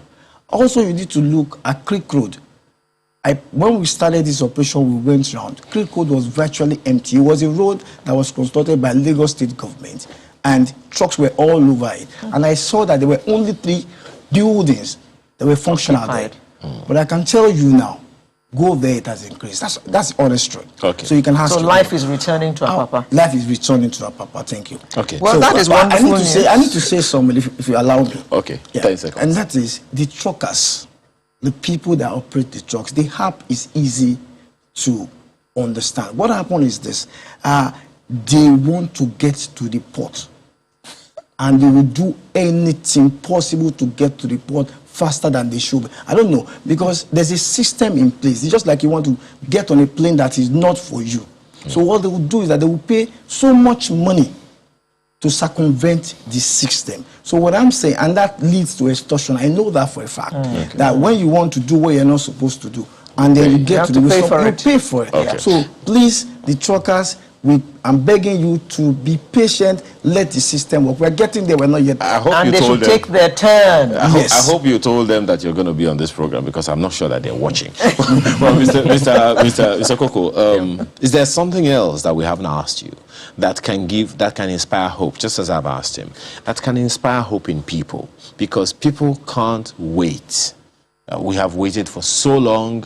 We are no longer patient, so to speak. So what inspiration can you give to people that can assure them, look, don't worry, within the next... We're getting on top of it. Not we're on top. We're getting on top of it. No, he says he's on top of it already. You listen to him. He's a confident guy. Did you say that, sir? We are on top of it. Oh, okay. All right. my bad. So let me just say something. Statistically, when you look at it, in May, we had probably about 20,000 truck in and truck out in Apapa and Tinkan Axis. By last month, we had over 50,000. And what does that tell you? More than double. There is an improvement, okay? And then, like he said, ask those that live in Apapa. The residents of Apapa, we feel their pain. We understand what they are going through. But I can assure you that they can get home faster and easier now. And then the trucks also. Okay. We have observed a slight reduction in cost of trucking also. Why? Because the trucks are not spending longer time in Apapa access. We have held meetings with Federal Ministry of Works, the Director of Works in the state, and the contractors, and we are pleading that they work on the Tinkan axis of that road. If they are able to sort out the bad portion between Sunrise and Mr. Biggs and so on and so forth, that would improve. But let me also make a commitment here that we are not sleeping. We are ensuring that everything that needs to be done will be done. We know you and I have told MPA TTP, is working. we have told TTP that if they do not sit up, we will provide a second app to serve as competition to them. No, you should do Probably that. You should do that. competition will make sure that TTP sits up. So we have given them mandate within the month to ensure that all the physical infrastructure that needs to be at the satellite truck terminals. It's one thing to have has this to be there. infrastructure in place. It's another thing altogether to engage these truckers, because this is not the first time I'm hearing complaints about them. We meet with them. Well, we met with them. We met with the truckers 3 weeks ago. And what I said at that place is, just tell us, just say your minds. And that's when they came with an account. They said money is being collected through POS. And we realized that the truckers are not using the app on their phone. They don't know how to. So what they do is they come to you, they pay you so that you pay TTP, and then you collect a commission. And we said, guys, you can do this yourself. So we are coming up with, you understand, sensitization to help them to use this. We also told them, listen, you are in control of this. You know the bad eggs amongst you. You know those that go to print fake plate numbers. Bring them out. Okay. Mr. Koko, quickly before you sign off, do we envisage more activity at the ports when after really takes off? Yes, we do that. We expect more activity. So Nigerian Ports Authority, working with every sector of the economy, is ensuring that Nigeria takes advantage of this AFTAC. Okay. Ours is to provide enabling environment for ease of doing business and trade facilitation. All right. Well, it's definitely. I'm pretty sure we're going to have you here again to give us your scorecard again. Well, for now, we have to thank you very much. Mohammed Bello Koko is Acting Managing Director, Nigerian Ports Authority. Thank you for your time. Thank you so much. As well as Honorable Shola Giwa, who is Senior Special Assistant to Governor Sanwo-Olu on Central Business District and Head of Operations, Apapa Traffic Management and Enforcement Committee. Thank you so much for your time. It's a pleasure with you. So, Sunrise returns after now with something equally interesting, if not more. To stay with us.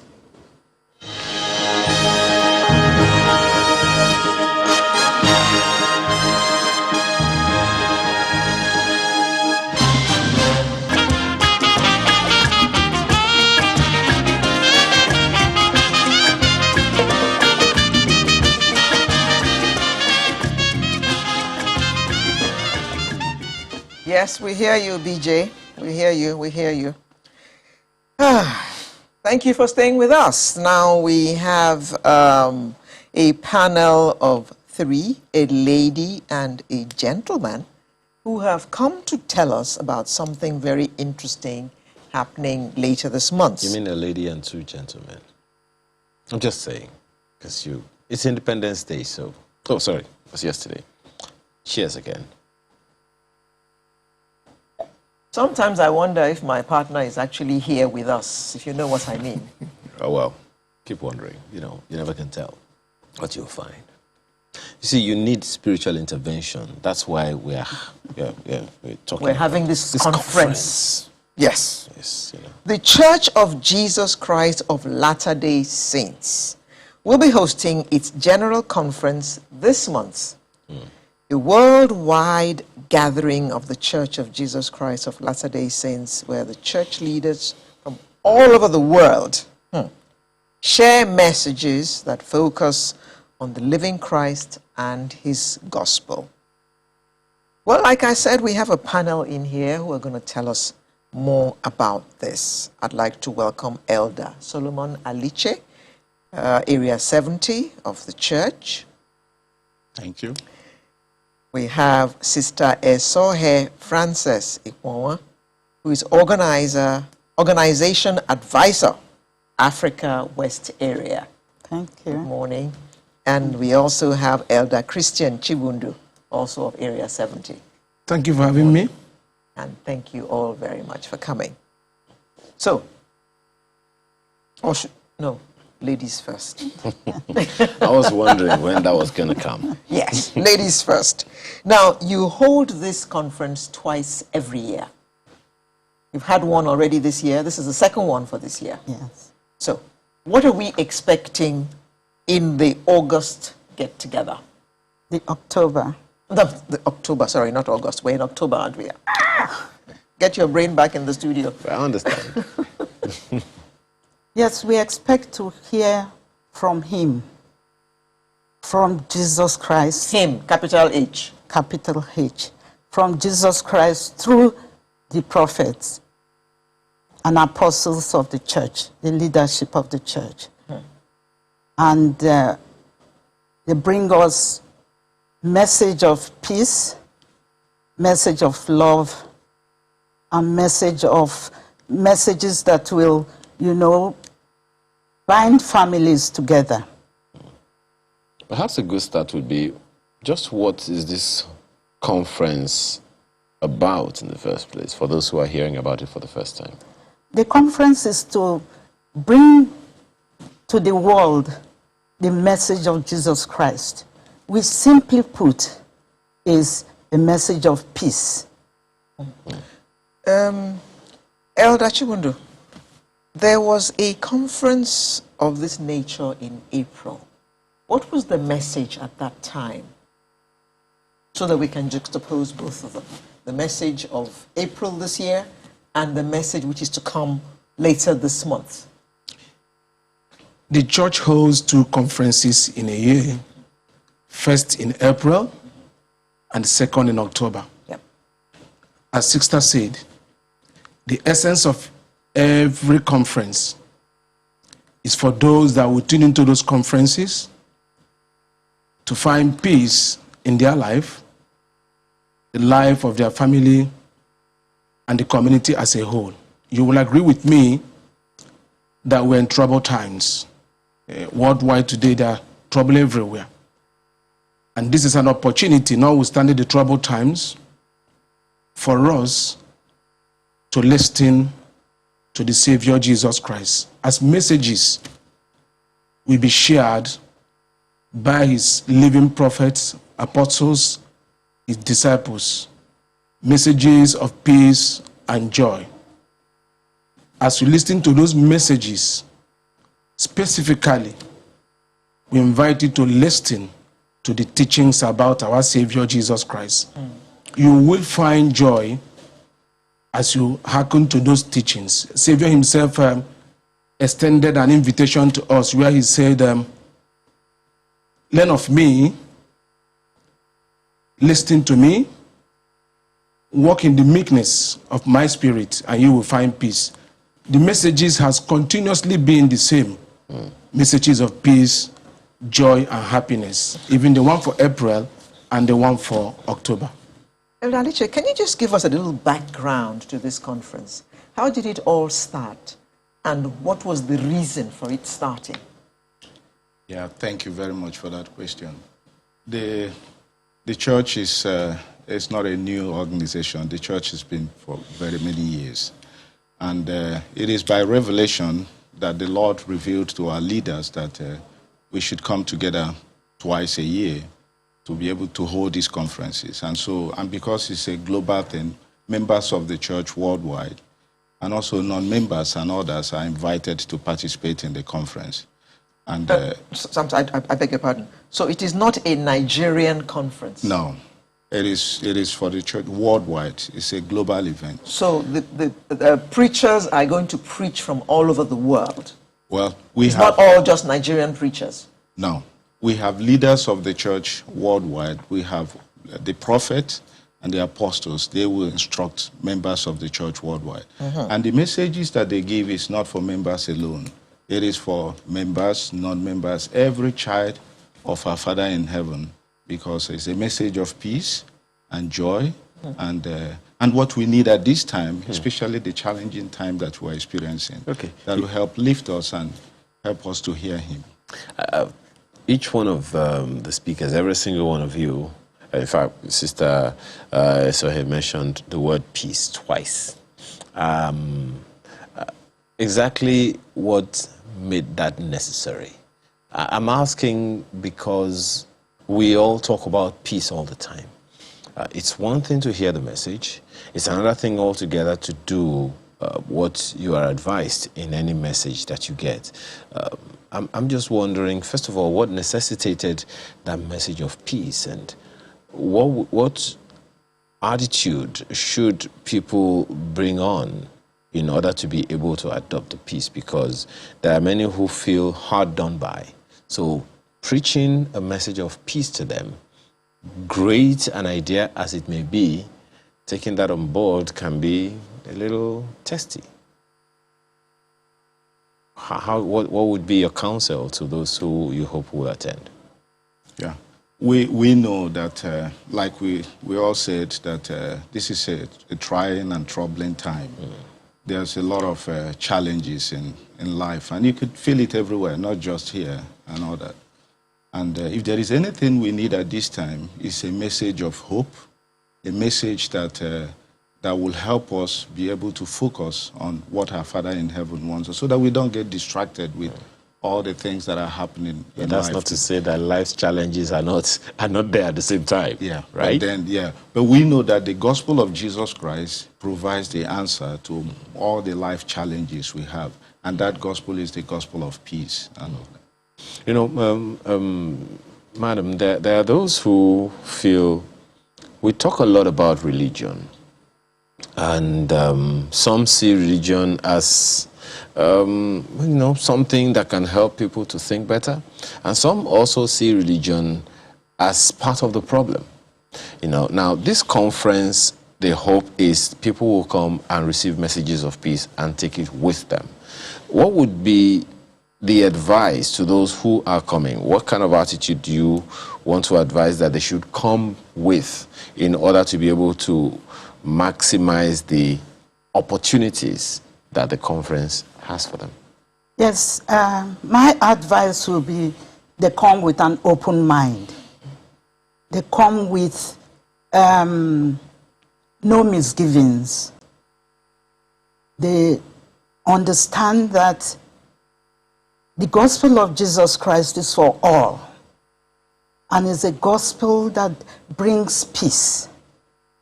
No matter, the situation anyone is facing. I believe that if the individual accepts this gospel of peace, has peace in his life or her life, and extends it to the neighbor. Who is the neighbor? The family. This peace will continue to spread. And one thing I love about all we are saying is the prophet of the church. He once said in one of these conferences that our religion is not complex, it's not convoluted, it is not complicated. It is simply love your neighbor, love God. That is all it takes to have this approach, to have this peace we talk about. Well, Elder Chigundu. Elder Chigundu, you were nodding there like you have something to add. Yeah, I just want to add something. Over the years, I have consistently listened and applied the principles taught in general conferences. It has changed my life and the life of my family and the people that have come across me. I invite everyone.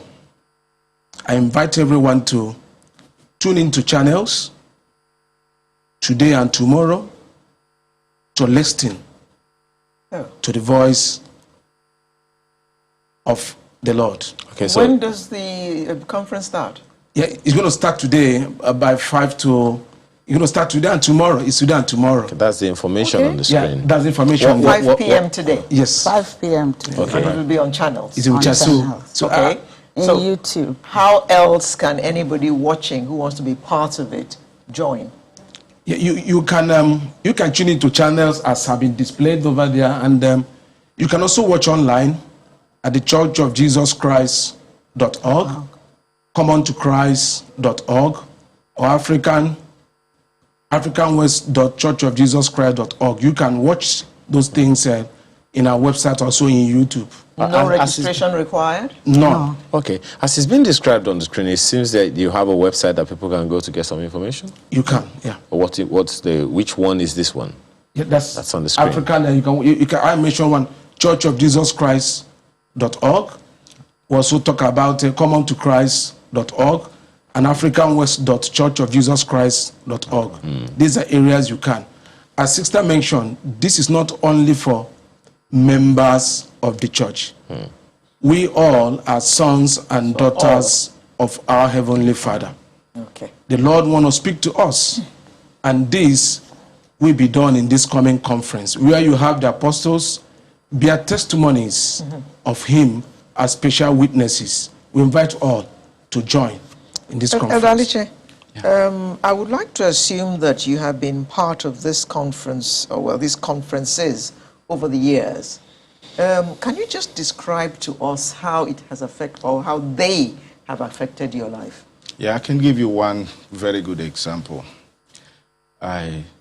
Over the years that I've been a member of the church and I've been participating in this conference, one of them is that I have now really understood what is the true meaning of brothers and sisters.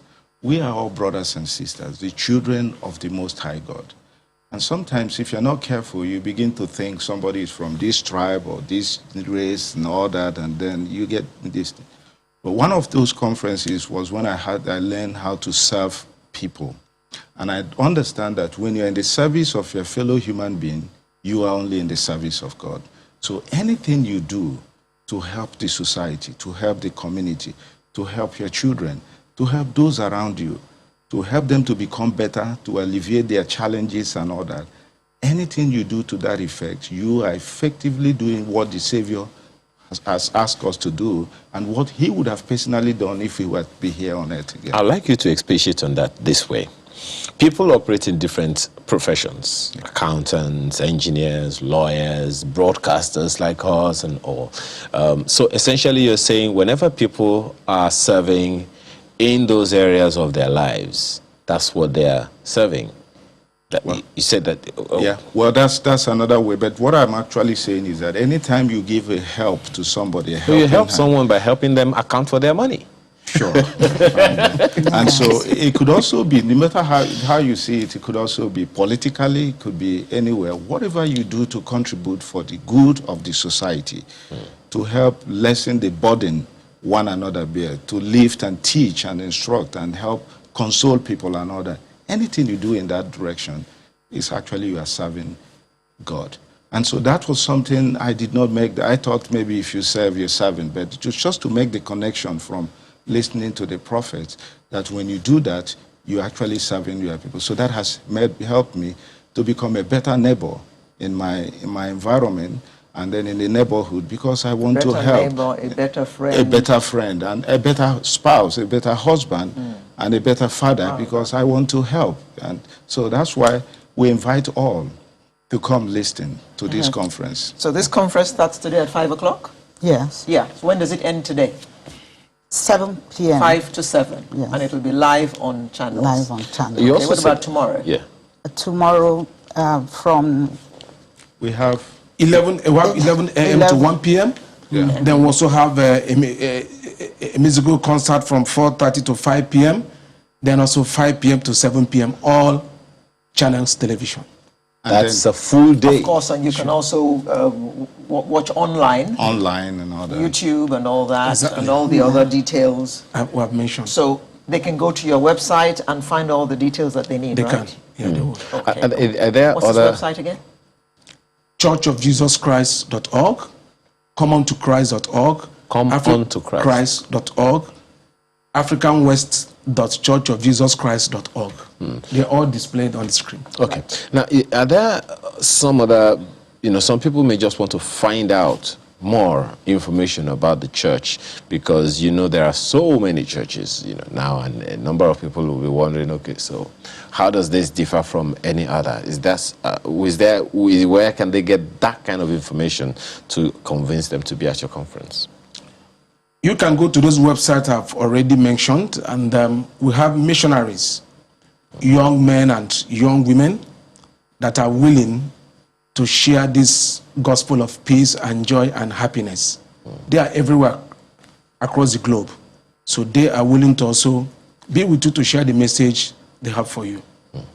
Madam, both of them have shared their testimonies of how their lives have been positively impacted with these conferences over the years.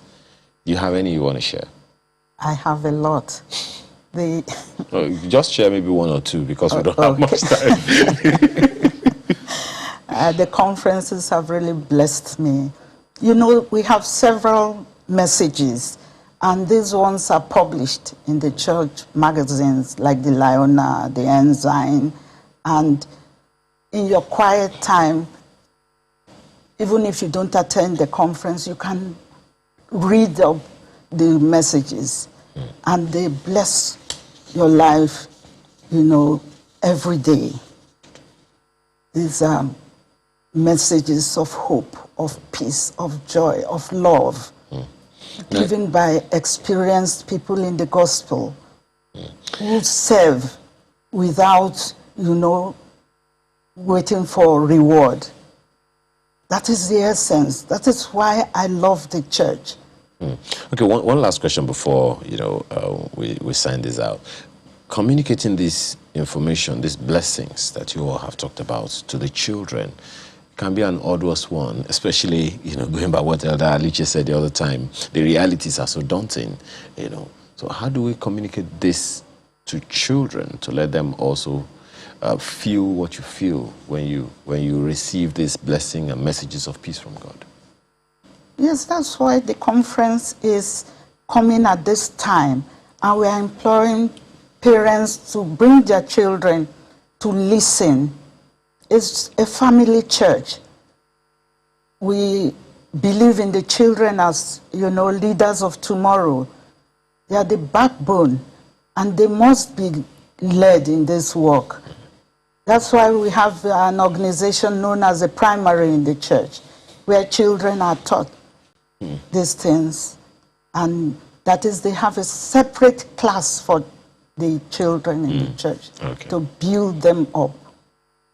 Okay, then Sister Esohe Frances Iponwa, Organization Advisor, Africa West. Africa West area.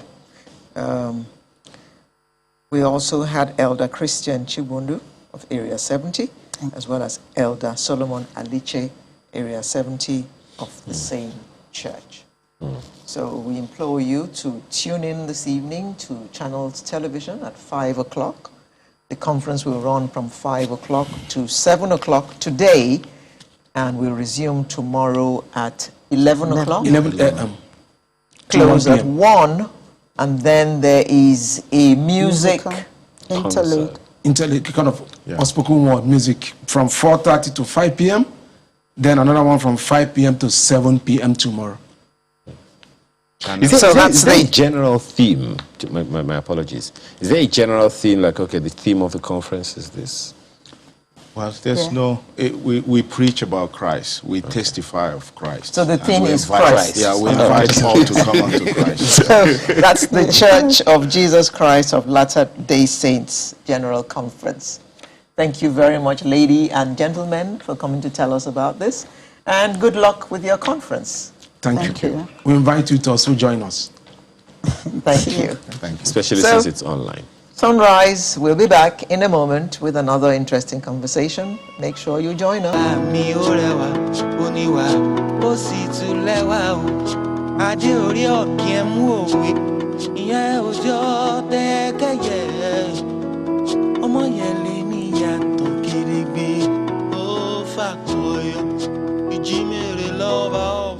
Well, thanks for staying with us this morning. Driving financial inclusion. You know, when you hear financial inclusion, one of the things that comes to your mind is, okay, there are some people that have been excluded, and they need to be brought into the fold, so to speak.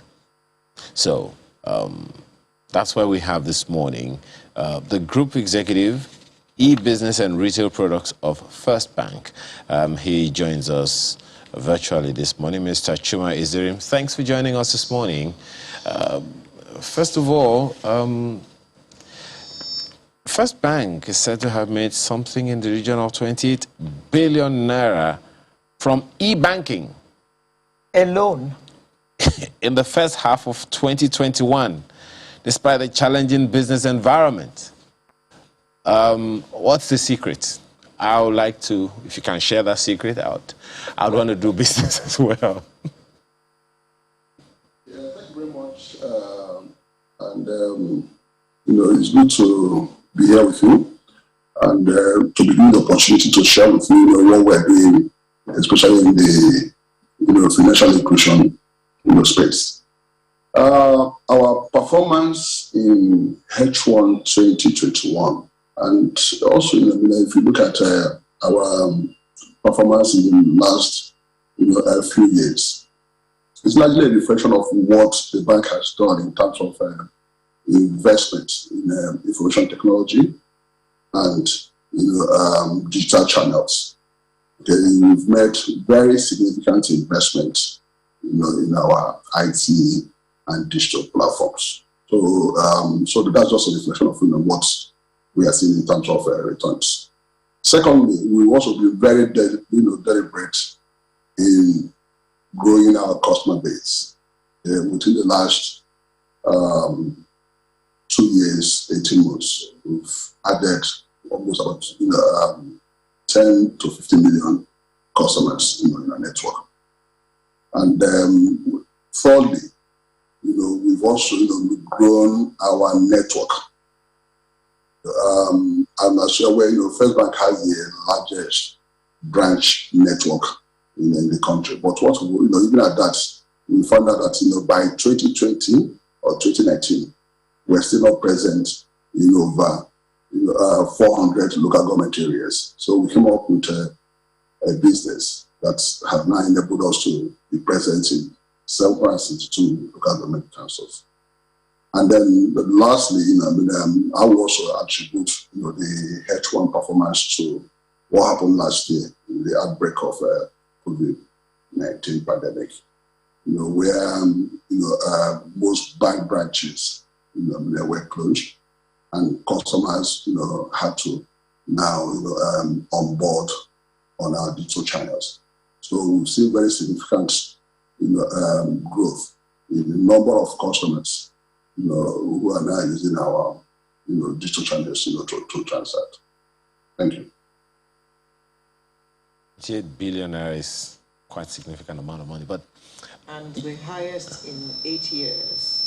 Yeah, wow. Despite the fact that First Bank is not really considered a new generation bank, it's still classified as a traditional bank. But evolved. And we have about something 750 business locations and 130,620 banking agents spread across 99% of the 774 local government areas in Nigeria. Mr. Ezrin, with this volume of work, if I can call it that, there will be some common complaints that people have.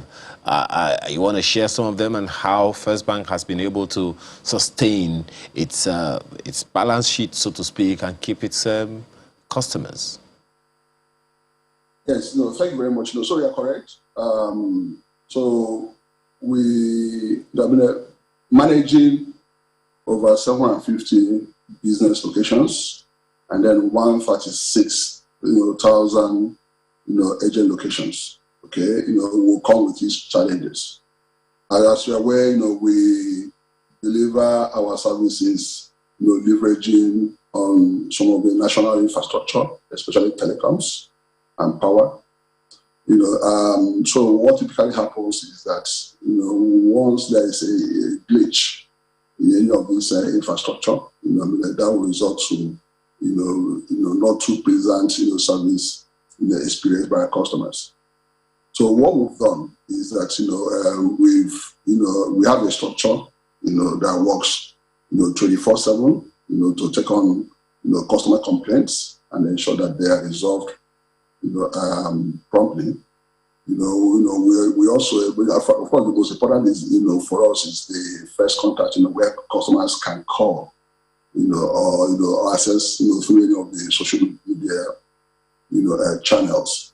Okay, for them to make complaints.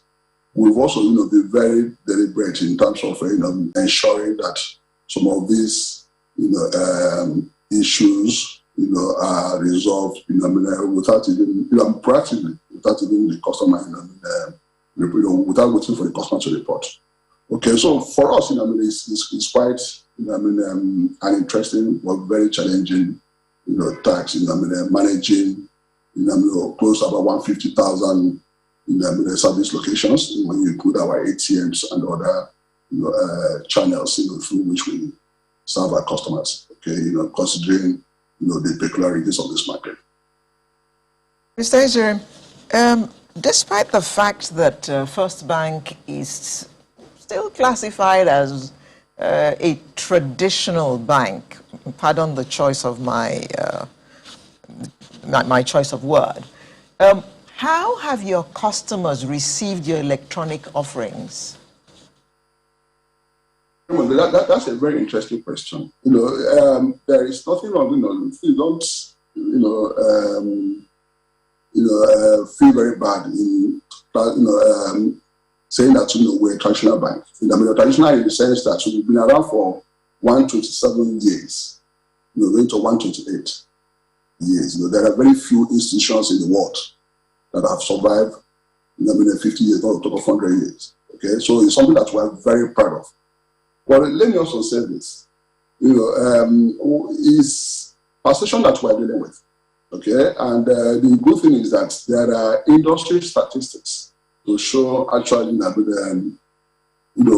position of each of the players, when it comes to, digital or innovation. We today account for about more than 25% of digital banking transactions that happen, in the country. So if we're a traditional bank, the way people perceive us, why, would a bank like First Bank account for, 25% of transactions that happen in this country?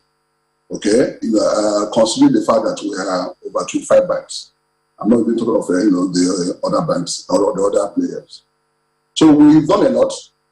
Some of us did not start from First Bank. We also worked with some of these other banks that, today, you consider the new generation. We worked in those banks. So there is nothing unique, that those banks are doing that, we're not doing.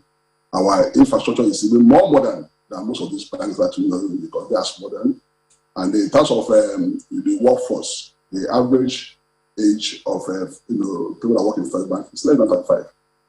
So it's just a perception that people will say. But the good thing is that the industry knows, the regulators know, okay, the performance of all the banks when it comes to digital.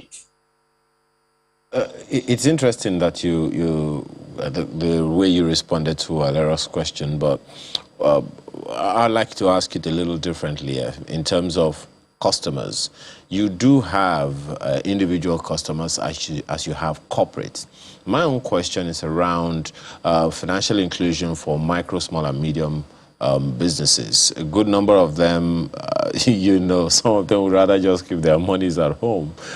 So if there are those, of course, that there are those that are, as we say, unbanked in Nigeria, we still have them. So in terms of this driving of financial inclusion and empowering Nigerians, are there any special programs, packages, or initiatives for micro, small, and medium enterprises, especially those that may be unbanked at the moment? Yes. So we have a business unit, that manages our, micro, small, and medium enterprises. Okay, and that business, that business unit, is well researched. As you know, because of our network size, because of our presence in locations where competition today does not exist, we are very close to these businesses. So the last count, we have over 1.5 million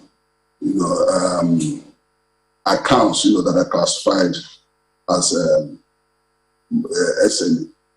Okay, so we've also been very deliberate in terms of looking at their needs, because we know that they have very peculiar needs when it comes to financial services. Unlike individuals or established corporates, most of them will require support in terms of capital. Some of them would require support in terms of their managing their cash. Some of them also require support in terms of making payments. So we've come up with products, okay, just focusing on this very critical segment of our economy, and as you're aware, this segment accounts for more than 60% of our GDP. And so they are very, very important, okay, to the growth of this economy. So we are very focused about it. And the good thing about it, like I said earlier, is that our presence in our network size, gives us, that competitive advantage, to reach out to this, to them. And then lastly, over the last, 1 year, we've also, come up with digital solutions, okay, just targeting this critical sector, segment of our economy, such that from the comfort of their homes or offices, they're able to carry out transactions, just like any other customer of the bank. Talking about the digital solutions that you talked about, how is First Bank driving digital financial inclusion? Are there electronic innovations and products pioneered by First Bank that are bridging this financial inclusions gap? Yes. So we are very proud of what we have done, at least in supporting the efforts of central bank and of course the government in driving financial inclusion, at least within the last 3 to 4 years. The biggest challenge we have in the economy is that before First Bank introduced agency banking at the commercial scale, we had problems with access to financial services. More than 500 local government councils in Nigeria before 2017 did not have any presence of any bank branch or financial institution, or any institution related financial services. So what we did, and which I said we are very proud of, is that we came up in 2016 with a bank-led and bank agnostic agency banking network. Okay, that now serves all customers of all the banks in Nigeria. So it mustn't necessarily be a customer of First Bank, for you to access, financial services in any of those locations. And the next thing we did was to aggressively grow the network. And so today we are in 772, local government councils. The only two that were not present, do not have economic activities because of, the activities, of, the bandits. Okay, so for us, that's the thing that we have done. That's the first thing we did, and we've also, using that network, been opening accounts for people that, before now we are financially excluded. So if you walk into one of those, 136,000 locations and open a bank account. Okay, so that network processes about 1.5 million transactions a day. And if you are very familiar with banking transactions, most banks in Nigeria don't even process that in a week. Okay, so but that's what that network processes daily. So we've taken banking to closer to people that before now they have access to the financial services. Secondly, we also have a product, okay, because we are also aware that in some of those locations, they have challenges with BVN, registration. Okay, so we have our First Money wallet, which is an easy to use and easy to remember bank account. where customers, individuals, within seconds, will open an account, a bank account, and the account number is other than their phone number, okay, which is very easy to remember. So today, we've within the last 18 months, we've opened about 12 million wallets. So there are so many things we are also doing, just to make sure that we support the financial inclusion efforts of the government and central bank. But for me, those will be the two major things we've done. And we're hoping that within the next few years, we would also sweat the opportunities that exist in this network of applications. Mr. Jim, you're trying to engender financial inclusion. And my partner here has spoken about the unbanked. Some of your competitors are coming up with all kinds of incentives, including no fees at all, no COTs. Are there any special incentives here offering your incoming customers or even your old ones to keep them with you? Yes. So I think like I said, within the last 18 months, we've added about 12 million accounts in First Bank, and these are mostly people that before now do not have access to financial services. So the good thing about our network is that if you're a First Bank customer, you can walk into any of our locations and you're able to transact free of any charge, except when you are carrying out a transaction that maybe will involve third parties. Okay, we also are aware of what some of the offerings in the market, but the truth is that as a 127-year-old institution, we are focused on a business model that we feel that is sustainable. Okay, so different players have their objectives, and we believe that what we have for the underbanked or the underserved segments of the customer, is compelling enough, for them to stick to our brand. Alero asked you about the incentives. There are those who are borrowing money, so to speak, at zero, interest rate or zero fees. That's the word. Some have no commission on turnover. Yeah, and all those things. Those are definitely significant incentives, and especially when the current CBN interest rate is 11.5%.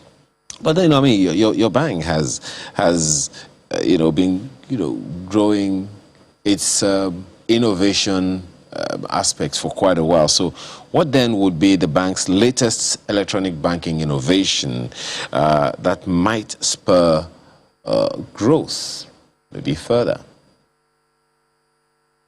Let me make this clarification, okay? I don't want to go into the details. In answer to Ellen's question, the truth is that we have accounts, that customers can operate without paying any annual maintenance fee. Okay, we have, so it just depends on what the customer wants. Okay, so I just need to make that clarification, because it's not something that's very new in the industry, although some people are just want to hyping it.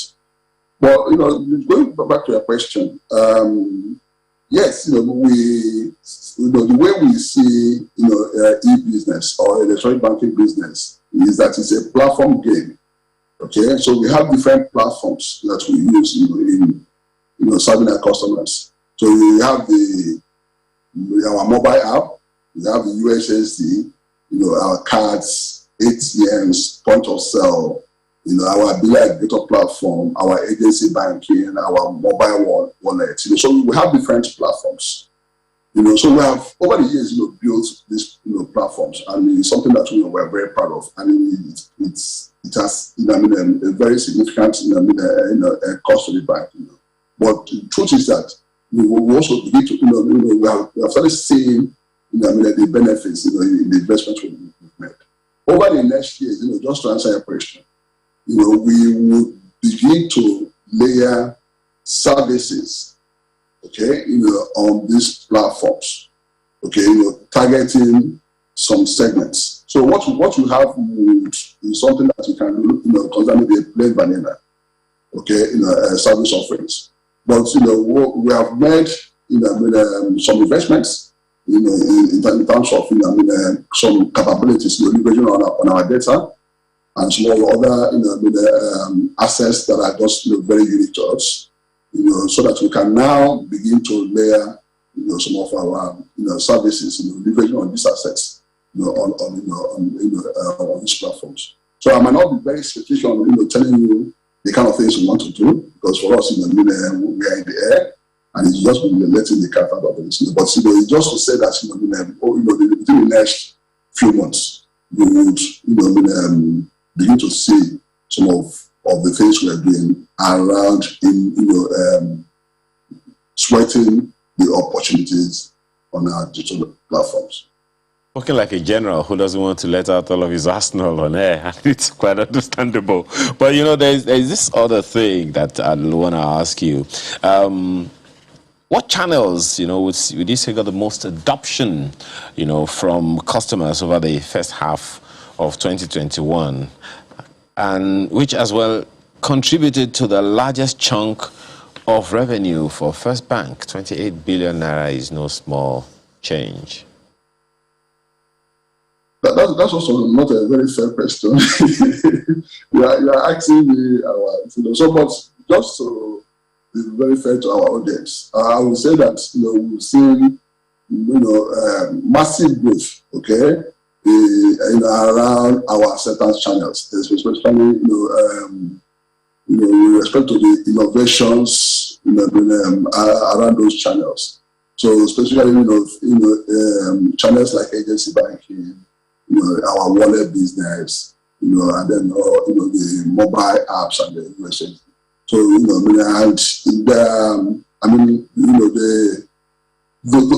those channels, based on what also is happening in the market, are like the areas that customers using just to transact. So for us, it's largely around innovations on our acceptance channels. I know that you usually have stuff to give your shareholders at the end of the day. I wish there was something for customers as well. Don't answer that question. Just want to thank you very much, Mr. Chuma Ezerim, Group Executive, E-Business and Retail Products, First Bank. Thank you so much for your time this morning. Thank you very much for having me. All right. So, Sunrise continues for the home stretch after now. Stay with us. Thank you for staying with us thus far. We're winding down now gradually. On an Independence episode, please, you have to underscore that. Yes. And we have with us a singer, songwriter, and music producer. He began music professionally in 2010 when he released his debut single, Omoyele. The name of our guests this morning is Kent Bedunjobi. Good morning. Good morning, ma'am. Thank you for joining us. It's a pleasure. There was a video of you before you actually arrived. Okay. And you were looking very sad. Mm-hmm. And it was a song about your love. Okay, that's Omoyele. That's the song I released 2010. Why were you looking so sad? Yeah, because I was missing my Omoyele. And then you found her? I found her. And I married her. Thanks be to God. Is that in the act, or is it that acting, or for real? Both acting and real. There it is. There you are. There you are. Yeah. Looking very sad. Oh. Okay. Now, mainly what you do now is soundtracks, right? Yeah, not just soundtracks. I do music. I refer to myself as a music maker because there are so many things that I have in me that I'm still exploring, that I'm still giving out. So from singing, making music generally. So I produce, I sing, I write, I compose for movies, for any occasion, and I do live performances as well. Okay, you say you're still exploring. Yeah. That means you're still discovering yourself. Well, we discover ourselves every day. Okay. So what are you finding as you are exploring? Well, I think I'm beginning to see the actor side of me. Oh. Yeah, There's a bit of acting there somewhere too. Somewhere. Okay. So we expect to see you in Kunle Afolayan's movie anytime soon, or are you in one already? Which hasn't been released? I featured in Citation. I did a cameo in Citation, Kunle Afolayan's movie. I think he released them last year. And I'm also open to do some auditions as well. So let me try my hands on that as well. Okay, there's this one on the screen. What's this one? Okay, so that's Roti. That's Roti. Yes, okay. That's Roti. Roti is a thriller. I think a lot of people have watched it. It's a film about there's this myth about reincarnation in the society. So some people still don't believe, some people believe. So the film talks about the possibility. Could it be real? Roti. Well, we could go on and on about that one, especially since it's right behind me. But, you've worked with Kunle Afolayan on a number of projects. Definitely. What's the relationship? Okay, for me, I think we connect in terms of our ideology. For example, is hell-bent on everything that has to do with African. His sense for African and culture is just up there. And for me, growing up, I grew up in a family whereby we are deep-rooted in African culture. My mother, my father, they taught us the African way. So everything about African, I find it very fascinating. From our dress sense, our culture, our music, our style, our food. So, and I think that was what brought us together, because when he heard my music, he immediately reached out, and of course I've been longing to work with him. So that connection just ignited, and we started doing things together way back from 2016 up to now. We're still working together. Yeah. So what is a computer scientist doing in music? Well, music for me has always been, it's a gift. I can't say I didn't learn music from anywhere. I didn't learn production from anywhere. I didn't learn how to play the instrument from anywhere. I taught myself how to play all those things. And which instruments do you play? I play the piano, I play the bass, I play the guitar, I play the drums. I play the the talking drum, omele, gong, and I'm also trying to lay my hands on violin. And you also play the microphone. Yeah, I play the But answer that question. How did you, segue? So the thing is, music has always been the thing for me right from childhood. But so why didn't you just go and study music then? Why computer science? The thing is, there's this there's this myth in our culture, in the society, that you have to study you have to be either an engineer or a doctor or a lawyer. Yeah. So growing up, I knew that music was what I wanted to do. I knew that music was it for me, but the fear of, I don't want to disappoint my parents, my siblings, they think I should be this, I should, okay, what next aside from music do I have flair for? Okay, gadgets, okay, computer, okay, let me go and study. But even at that, even while I was studying, it was still music for me. So it got to a point I had to tell myself, okay, you know what? I've had enough. Let me follow my dream, and I've never regretted it. Okay. Yeah, but I'm sure computer science is also helping you with your music. Of course, because you have to, right now, music production has gotten to this level where everything is almost computerized. Digital, yeah. So you have to be vast, you have to, you have to be updated. There's so many softwares and upgrades coming up every day. And yeah, if you want to remain at the top, if you want to still be relevant, you have to, upgrade yourself. And Look, let me fly a kite here. yeah, A partner commented on your attire yeah. when you came in. So, I don't know, this might shock you a little as well.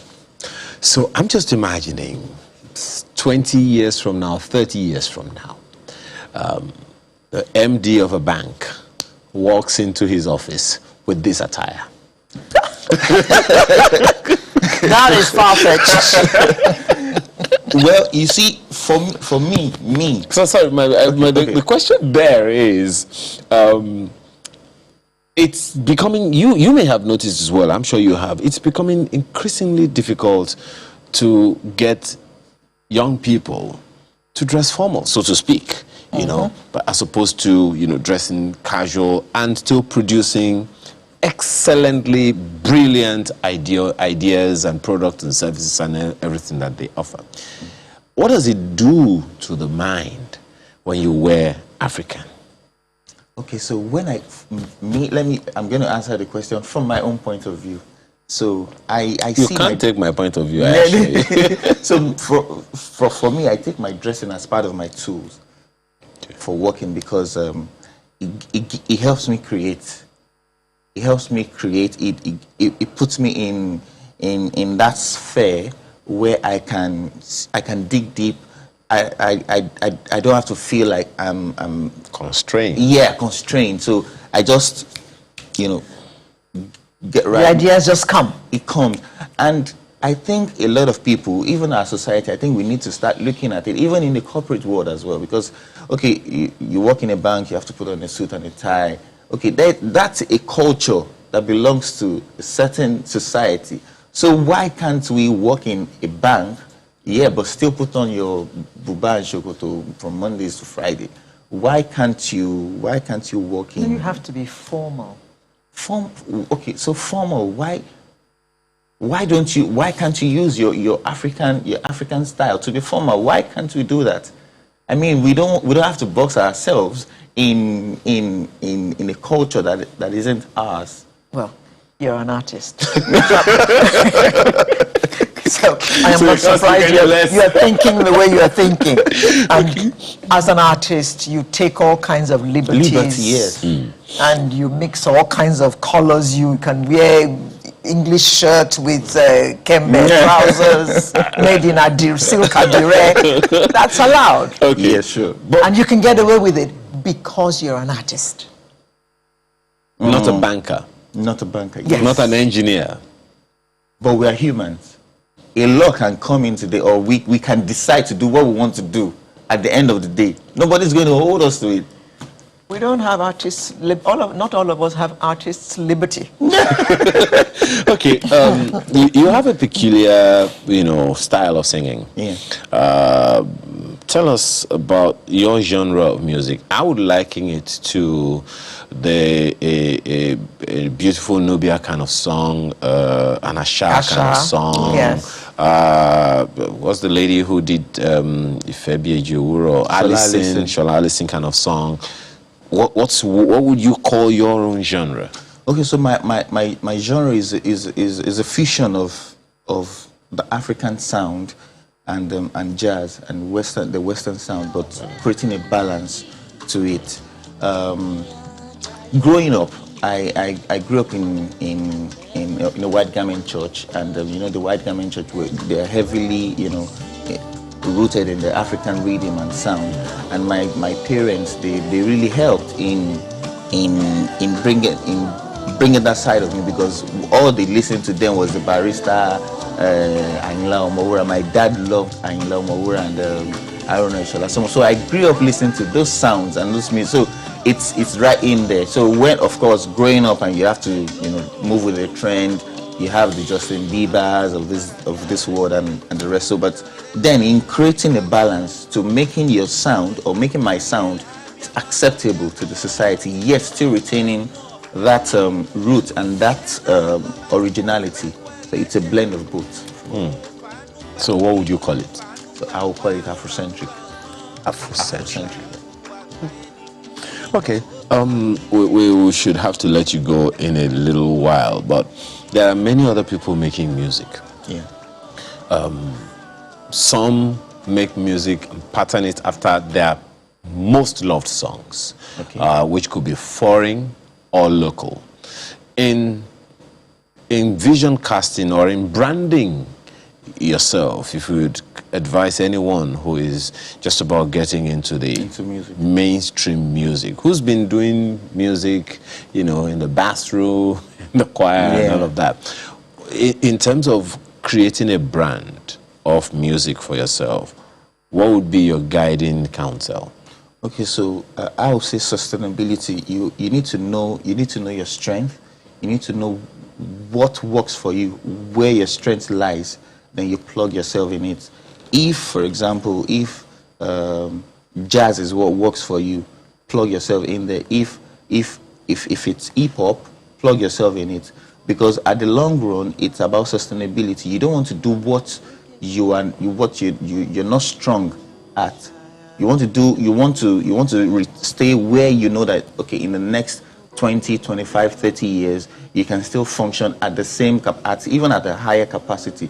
So that's what that's the advice I would give anybody. But while that is a given, if I love rap and the environment I'm in is not so given to rap, I will be lost. One thing about music is, a lot of people make that mistake, but the truth is, there is market for every music. There is market for every music. That's one thing I've discovered. A while ago, I met an artist in Mexico. His name is Andre, and he does salsa. So you could take your music here. There's a song I did for Citation. He heard the song and he reached out. It's a pure salsa. I had to learn how to speak Portuguese to sing the song. He heard the song and he said, you sound so much like Portuguese. How did you do it? I said, oh, I went through this process, and we became friends. So that music, I can take it to that environment and monetize and sell and make money. Good. So someone right here in Nigeria would think, oh, how is he making money? But I'm making money somehow. Okay. So, somewhere else. Yes. No, but on that making money, because I needed to ask a question along that line. I just didn't know how. Now that you have given me how, making money from music. Yeah. Many people do show business and focus more on the show and know little or nothing about the business.